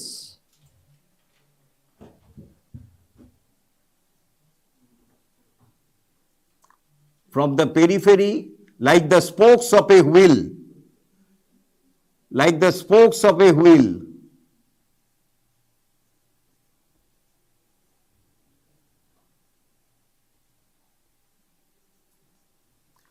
and this is the main cells of the liver we call hepatocytes. Hepatocytes. এইটা cut section এইরকম, actually এটা হচ্ছে একটা দেয়ালের মতো, single layer, single, যেমন একটা দেয়াল কি করে তৈরি হয়? ব্রিক্স দিয়ে, তাই তো? এক একটা সেল এক একটা ব্রিক, এইটা একটা ব্রিক, এটা একটা ব্রিক, এটা একটা ব্রিক, ইট আর কি, এটা একটা ব্রিক, এই যে ব্রিক, এই যে ব্রিক, এই যে ব্রিক, এই যে ব্রিক, আবার তারপর একটা ব্রিক, এই একটা ব্রিক, এই একটা ব্রিক, এই একটা ব্রিক, এটা হচ্ছে এইরকম এক ইটের একটা দেয়াল। এবং ব্রিকগুলি কি রিপ্রেজেন্ট করছে? এক একটা সেল, কার সেল? লিভারের সেল, হেপাটোসাইটস, 6 সারফেস সেল। তাহলে আমাদের দেখতে এরকম লাগছে, এখানে মনে হচ্ছে কাট সেকশন, কিন্তু অ্যাকচুয়ালি কি রয়েছে? একটা খাতা দাও, একটা যে কোনো, এটাতেই হবে, এটাতে সুবিধা হবে আমার। এই যে তো অলরেডি করেই দিয়েছে। অ্যাকচুয়ালি রয়েছে এরকম, আমি অতটা পারবো না, আমার তো অত আঙুল নেই। তোমরা কল্পনা করবে এরকম গোল আছে, হ্যাঁ,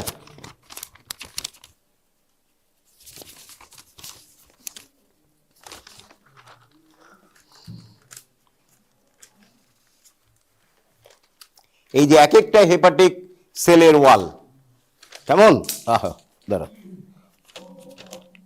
এটা খুব ভালো করে বোঝো। এক একটা সেলের ওয়াল এরকম, অল আর হেপাটোসাইটস 1 2 3 4 বা 20টা মতন থাকে এক একটা ওয়ালে, 20 এরকম। একটা সেলের ওয়াল, একটা সেলের ওয়াল, একটা সেলের ওয়াল, 1 cell thickness wall, 1 cell thickness wall, 1 cell thickness wall, and this is the central vein running. এবার যদি আমরা যখন মাইক্রোস্কোপে ট্রান্সভার্স সেকশনে দেখছি, এরকম দেখছি, ওই যে সেন্ট্রাল ভেনের গোলটা আর এই রকম ওপরের এক একটা সেল, আর মধ্যিখানের স্পেসটা in between the wall of the cells, between the two adjacent walls, there is a space which lined by a like a capillary endothelial lined cell space এখানটায় রয়েছে, এটাকে বলে সাইনুসয়েডস। সাইনুসয়েডস কেমন? তাহলে এই হচ্ছে তোমার মাইক্রোস্কোপে দেখছো, এই স্পোকস অফ এ হুইলের মতো cell, cell wall, cell wall, cell wall, মধ্যিখানে সাইনুসয়েডস। এটা একটা সাইনুসয়েডস, এটা একটা সাইনুসয়েডস, এটা একটা সাইনুসয়েডস, এটা একটা sinusoids. But sinusoids are not line by the hepatic wall. এখানে আরেকটা সেল রয়েছে lining the sinusoids, which are called the endothelial cells. কেমন? ছবি দেখলে আরো বুঝতে পারবে। তাহলে এইটা আমরা দেখলাম, এরপরে আমরা ছবি দেখি। তাহলে আমরা ক্লাসিক্যাল হেপাটিক লোবুল যে বললাম, it is classical only in case of a pig. In human it is not so classical. Why? Main important is that everything is okay, but the partitions are not complete. In pig, partitions are totally separated one lobule from the other, but human partition is incomplete. কিছুটা জায়গায় রয়েছে মধ্যিখানে gap, আবার রয়েছে gap, so that this cell wall, this cell, this partition, এই যে sell রয়েছে,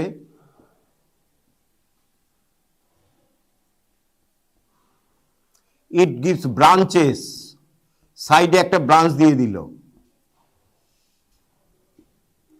এর নর্মাল হলো, এখানে একটা ব্রাঞ্চ দিয়ে দিয়েছে, এই ব্রাঞ্চটা নেক্সট লোবুলের সেলের সাথে চলে গেছে।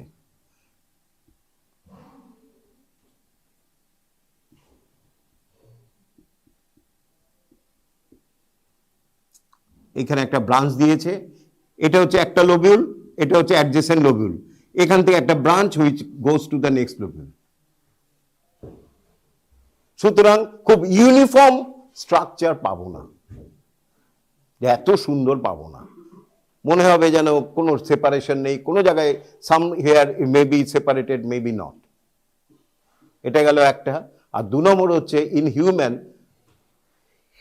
in 6 corners, in pig 6 corners, 6 portal triads are present, but human, some of the corners may lacks the portal triad, 3 to 5 কর্নারে থাকতে পারে, অনেক সময় 6 কর্নারেও থাকে। তাহলে এই দুটো দেখলাম, এটাকে ক্লাসিক্যাল হেপাটিক লোবুল বলে। এছাড়াও it is describe mainly by the anatomist. তাহলে আমরা কি দেখি? This is the cut section of a one lobule.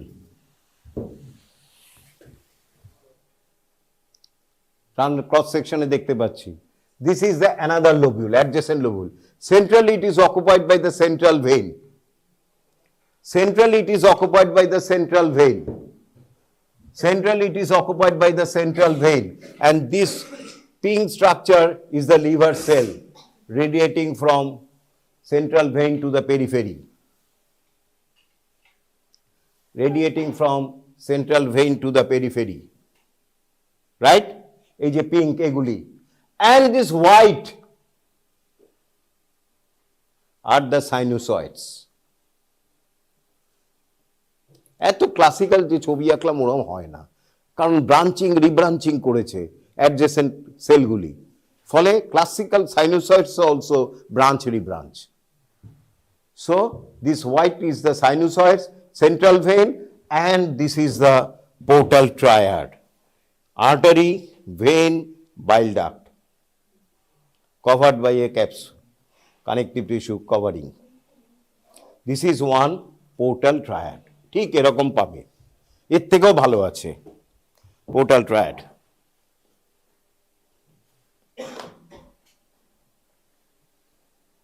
This is the schematic diagram. Classical hepatic lobule, যেটা হিউম্যানে পাওয়া যাবে না, এত সুন্দর হবে না, এটা অরিজিনাল কিন্তু পিক্সের. This connective tissue is covered by the silver lining. এটা কিন্তু আঁকা নয়, it is not a drawn diagram, it is actually photograph from the pig liver. Look how beautifully they are separated from one lobule to the other, and each corner contains portal triad. বুঝতে পারছো কি? So these are the liver cells, and দেখো এখানে একদম straight আছে. This is the white region is the sinusoids. This is another central vein, portal triad. This is the classical. In pig, human এত ভালো হয় না, থাকে না.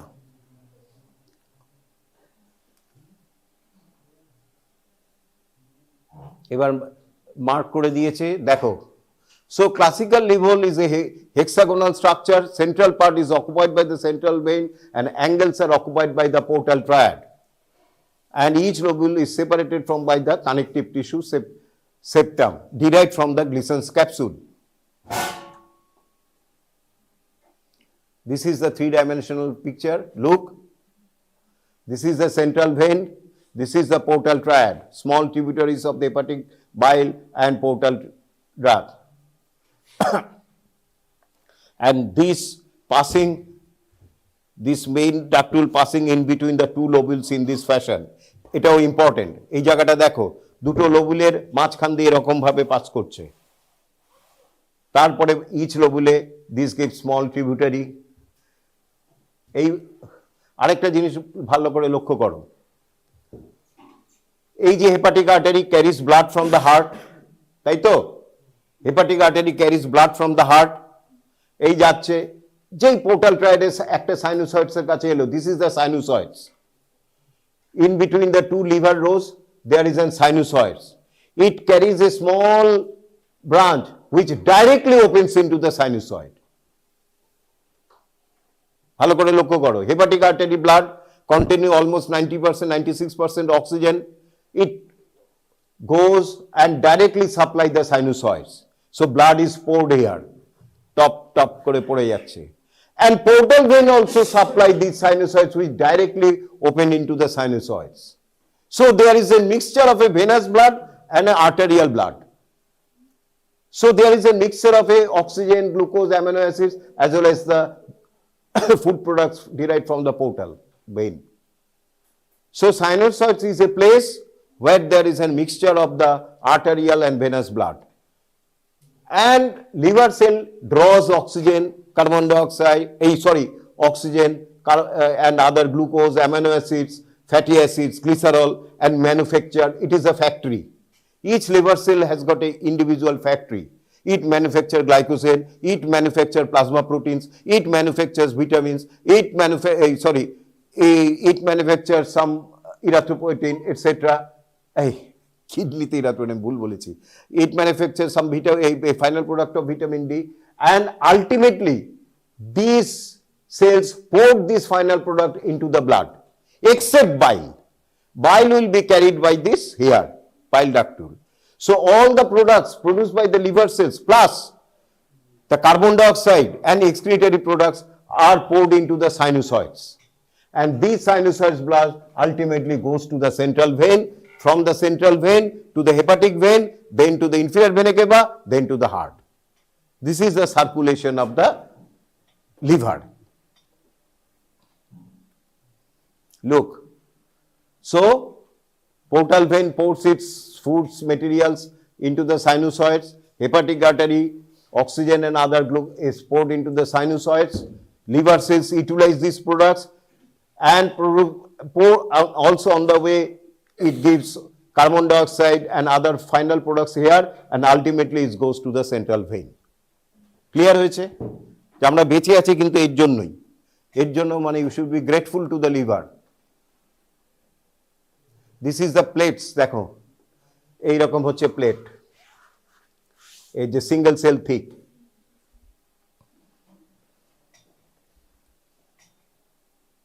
Beautiful picture.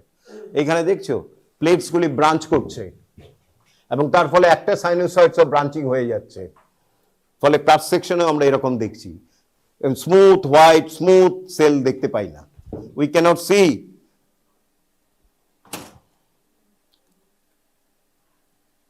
তাহলে পরীক্ষায় যদি দেয় শর্ট নোট এরকম ভাবে লিখতে হবে, hexagonal in shape, each lobule consists of plates of hepatocytes radiating from a central vein. These plates of hepatocytes are one cell thick. These plates may branch and anastomosis with the adjacent plates in human. পিগে কিন্তু এটা হয় না। এখন দেখো তোমরা তাহলে body বলো না, লিভার হার্ট দেখো, দেখো তো কি করবো, এখানে তো ক্লাসটা নিতে আছে।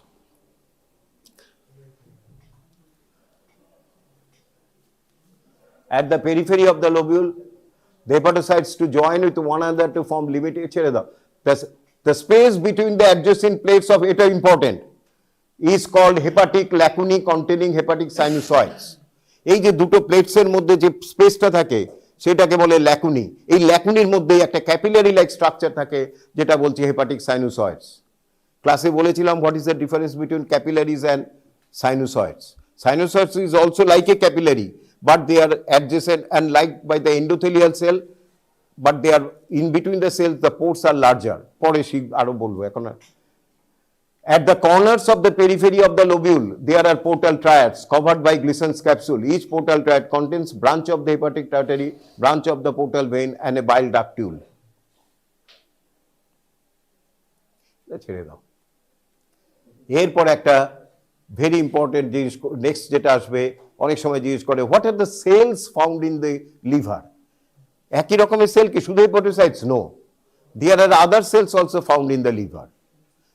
Before going to that, we must have got an idea about the hepatic lacunae and hepatic sinusoids. So, this is one row, one plate of the hepatocytes. This is one plate of the hepatocytes, right? And this space is called the lacunae, hepatic lacunae. And these hepatic lacunae contain these hepatic sinusoids, where the poured central কি বললাম, bile ductule and portal এর ব্রাঞ্চগুলি port করছে blood and carried to the central vein. And these hepatic sinusoid lined by a single layer of flat squamous cell we call endothelium. এটা যেন নামটা যেন মনে রাখবে। Capillary is lined by endothelium, vein এর inner lining is endothelium, artery inner cell is endothelium, sinusoids এর inner cell is a endothelium. Endothelium means single layer of flat squamous cell. In these sinusoids, in between the cell, there are gap.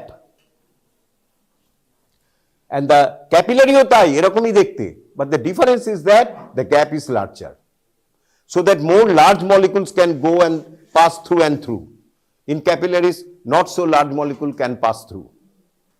So sinusoids and capillaries don't look like that. So this is the capillary endothelium. তাহলে এটা কি হলো, এটা কোন sell এবার তোমরা বলবে, কি বলো, কি এটা নাম কি বলো? হেপাটোসাইটস। এটা এইটা না, সেল বলছি, স্কোয়ামাস সেল তো তোমার ডেসক্রিপশন হলো, নাম কি? endothelial cell, hepatic endothelial cell lining the sinusoids. এরপরে দেখো, এবার দুটো সেল আমি দেখাচ্ছি। একটা সেল, এটা হচ্ছে সাইনোসয়েডসের লুমেন বা ইন্টেরিয়ার, এই লুমেনের কাছে একটা সেল বসে আছে। আরেকটা, এই এন্ডোথেলিয়াল সেল আর হেপাটিক সেলের মধ্যে একটা স্পেস রয়েছে। এন্ড লুক, এই জায়গাটা সবাই দেখ কি, হ্যাঁ তাহলে চলে যাক, পার্সেন্টেজ নিয়ে চলে যাক। আর 3টে অবধি দেখো, আর একটু 10 মিনিট দেখো, লেট হতে পারে তো, 10 মিনিট দেখে চলে যাক। সো ভুলে গেলাম, আচ্ছা, ইন বিটুইন আরেকটা ইম্পর্টেন্ট পয়েন্ট দেখো, in between the hepatic cell and the endothelial cell, in between the hepatic cell and endothelial cell there is a space, আবার একটা স্পেস, মানে পার্ট অফ দ্য লেকুডি, এখানে একটা স্পেস, এদিকে একটা স্পেস। অ্যাকচুয়ালি স্পেস একটাই, এগুলি তো দেখতে এরকম লাগে, তো গোল গোল, সো স্পেস একটাই। This space is called space of Disse, DISSE, space of Disse, this is called the space of Disse. এই স্পেস অফ ডিসিতে আরেকটা টাইপ অফ সেল থাকে, তাকে স্টিলেট সেল বলছি। তাহলে কি কি সেল আমরা দেখতে পাচ্ছি? হেপাটোসাইটস, এন্ডোথেলিয়াল সেলস, আর এই যে এই সেলটা হচ্ছে কুফার সেলস বা macrophage. Kupffer cells and macro, it is actually cell of the phagocytic cell macrophage system. এইখানে পোর্ট করেছিল portal venous blood. It is a full, maybe full of bacteria থাকতে পারে, ডাইরেক্টলি গাট থেকে নিয়েছে, ভাইরাস থাকতে পারে, মেবি সাম foreign particles থাকতে পারে, সাম ব্যাড কেমিক্যালস থাকতে পারে। If you go through the liver, it may damage the liver, so that nature gives এখানে এখানে এখানে some soldier. This soldier is derived from the blood known as the Kupffer cells. These Kupffer cell capture this soldier by phagocytic action, destroy it. So it is the Kupffer cell. And here is another cell lying close to the, attached to the endothelial cell, but in the opposite side, that's when in the space of DC, we call stellate cell or ito cell, which is main function when the liver is injured, it produces some collagenous material. Plus, it acts a role of a vitamin A metabolism. একে বলে আইটো sell বা স্টিলেট sell. তাহলে এই কটা sell আমরা লিভারে দেখতে পারি।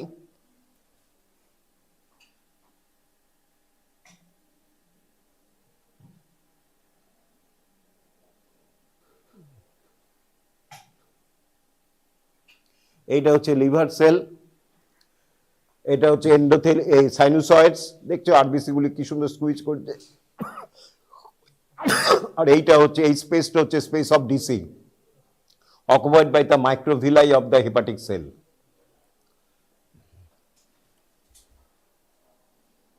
এটা হাই পাওয়ারে আমরা দেখছি হেপাটোসাইটস, এই হোয়াইটিশ গুলি হচ্ছে সাইনোসয়েডস।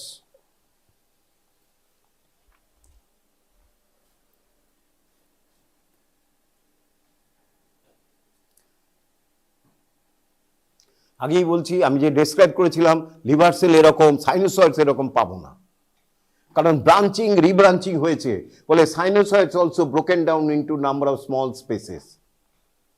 কেমন? সুতরাং একদম ক্লাসিক্যাল যেরকম বললাম সেরকম হবে না, এটা খুবই হাই পাওয়ারে। এই যে সাইনোসয়েডস গুলি দেখো, হাই পাওয়ারে কি পরিষ্কার দেখা যাচ্ছে।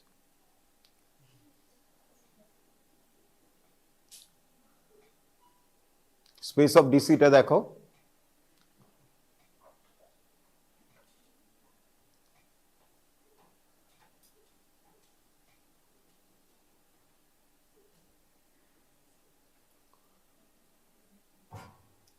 provides growth factor for regeneration of damaged hepatic cell. দরকার নেই। তাহলে আমরা লাস্টটা ভুলে গেছিলাম। এরপরে আমরা অ্যানাটমিস্টরা ডিসক্রাইব করেছিলাম ক্লাসিক্যাল হেপাটিক লোবিউল, কিন্তু it is not very useful both physiologically as well as in practical pathologically. আমাদের এই অ্যানাটমিক লোবিউল অ্যানাটমিরাই নিয়েই মত্ত থাকি, but it is not useful to have some clinical aspect.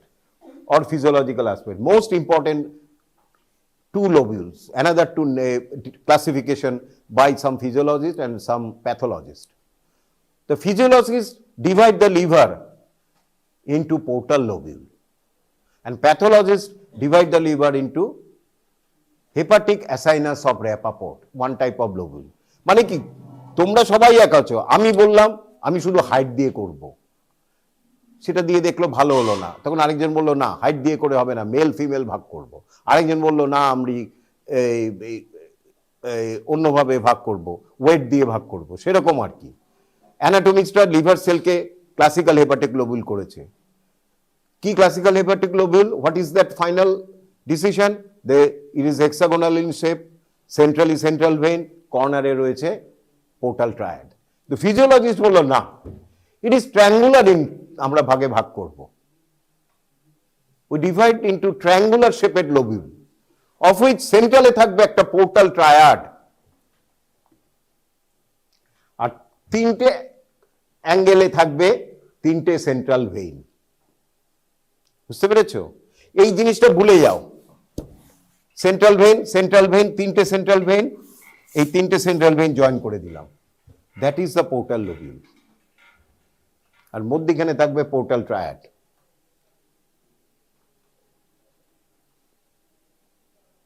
বুঝতে পেরেছো কি? হ্যাঁ, একই লিভার সেল রয়েছে, কেমন আমাদের চোখে সেট করে গেছে এরকম বলে চোখে লাগছে, কিন্তু আমরা কি দেখছি? দাঁড়াও এইটা দেখে আগের পিকচারটা এরকম আছে কিনা দেখি। আর একটা পোর্টাল লোবিউল, একটা সেন্ট্রাল ভেইন থাকলে হতো গো।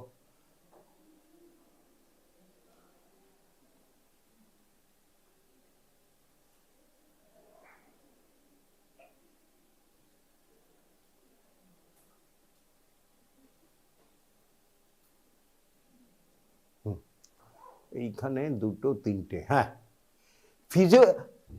ফিজিওলজিস্ট বললো না ওরম ভাবে করবো না, আমরা করছি এটা একটা সেন্ট্রাল ভেইন, এটা একটা সেন্ট্রাল ভেইন, আর এটা একটা সেন্ট্রাল ভেইন, ওই তিনটেকে একসাথে যোগ করছি আর মাঝখানে একটা পোর্টাল লোবিউল রাখছি। So it is a triangular in shaped. আবার পাশেরটা আরেকটা triangle, so divide into in this fashion, so they call them portal lobule. But the most important is that it is the hepatic acynus of Rappaport.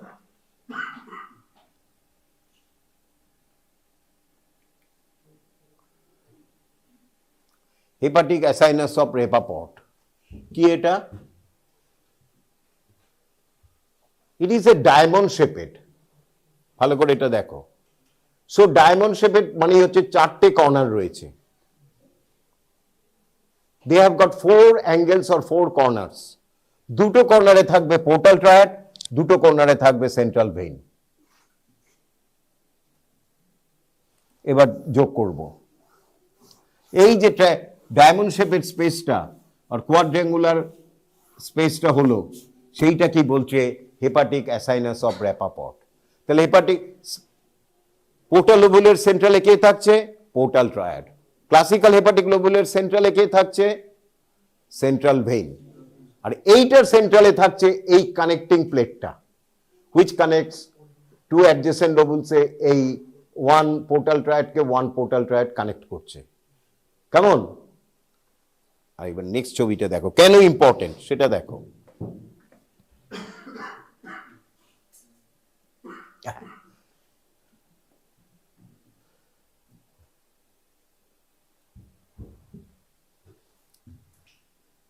দেখি এখানে আসো তো, দেখি আঁকো, এটার মধ্যে আঁকো হেপাটিক অ্যাসাইনাস অফ র্যাপাপোর্ট। আঁকো মানতে তুমি এইটা দিয়ে পেছন দিয়ে করো, তাহলে বুঝবো বুঝতে পেরেছো। দেখি হেপাটিক অ্যাসাইনাস অফ র্যাপাপোর্টটা ড্র করো, এই যে, হ্যাঁ এটার মধ্যে তুমি ড্র করো। তাহলে কি আমাদের করতে গেলে জানতে হবে? দুটো সেন্ট্রাল ভেইন, দুটো পোর্টাল ট্রায়াড। তাহলে সেন্ট্রাল ভেইন কোথায়? দুটো, এটা আর এটা, দুটো অ্যাঙ্গেলে থাকবে। আর পোর্টাল ট্রায়াড কোথায় আছে? এখানে একটা, এখানে একটা। ড্র করো না, দাগ হয়ে যাবে। এই এই এই এই এই হচ্ছে একটা হেপাটিক অ্যাসাইনাস অফ র্যাপাপট। বুঝতে পেরেছো কি? এই যে দুটো পোর্টাল ভেন আর দুটো সেন্ট্রাল ভেন আর দুটো পোর্টাল ট্রায়াড, এবার ইমেজিনারি লাইন দিয়ে আমি এরকম জয়েন করলাম। আর সেন্ট্রালি কি রয়েছে? The connective tissue septum separating the classical hepatic lobule. এখানে কি যাচ্ছে? A branch of the hepatic artery and portal ভেইনের ব্রাঞ্চ, আর একটা বাইল ডাক্টুল থাকে। তাহলে হেপাটিক আর্টারি কি হেপাটিক আর্টারি কি দেয় সেলগুলিকে, হেপাটোসাইটসকে? Oxygen. Oxygen is a very vital for cell survival. এইবারে তুমি বুদ্ধি করে বলো, আর কালকের ক্লাসে সবাই পেরেছে, এইগুলি হচ্ছে হেপাটোসাইটস। এইখান থেকে এই সেলগুলি অক্সিজেন পাচ্ছে। কেমন? এবার আমি তিনটে জোন করলাম, এটা এ জোন, এটা বি জোন, এটা সি জোন, অথবা 1, 2, 3 জোন। এবারে এই সেলগুলি অক্সিজেন বেশি পাবে, না এই সেলগুলি অক্সিজেন বেশি পাবে, না এই সেলগুলি পাবে? এইটা, ইয়েস, আজকেও কারেক্ট। কারণ suppose it carries 100% oxygen, when it gives oxygen diffuses out, the 30% of the oxygen is taken up by this cell. তাহলে এ পাচ্ছে 70% আর এ পাচ্ছে অনলি 30 to 40%। সুতরাং কোনো কারণে আর্টেরিয়াল ব্লক হলো, তাহলে কোন সেলগুলি সবচেয়ে বেশি সাফার করবে, আগে মারা যাবে? একদম এইটা, একদম এইটা। কারণ অনলি ইট ইজ গেটিং 30%, সেই 30%ও চলে গেল।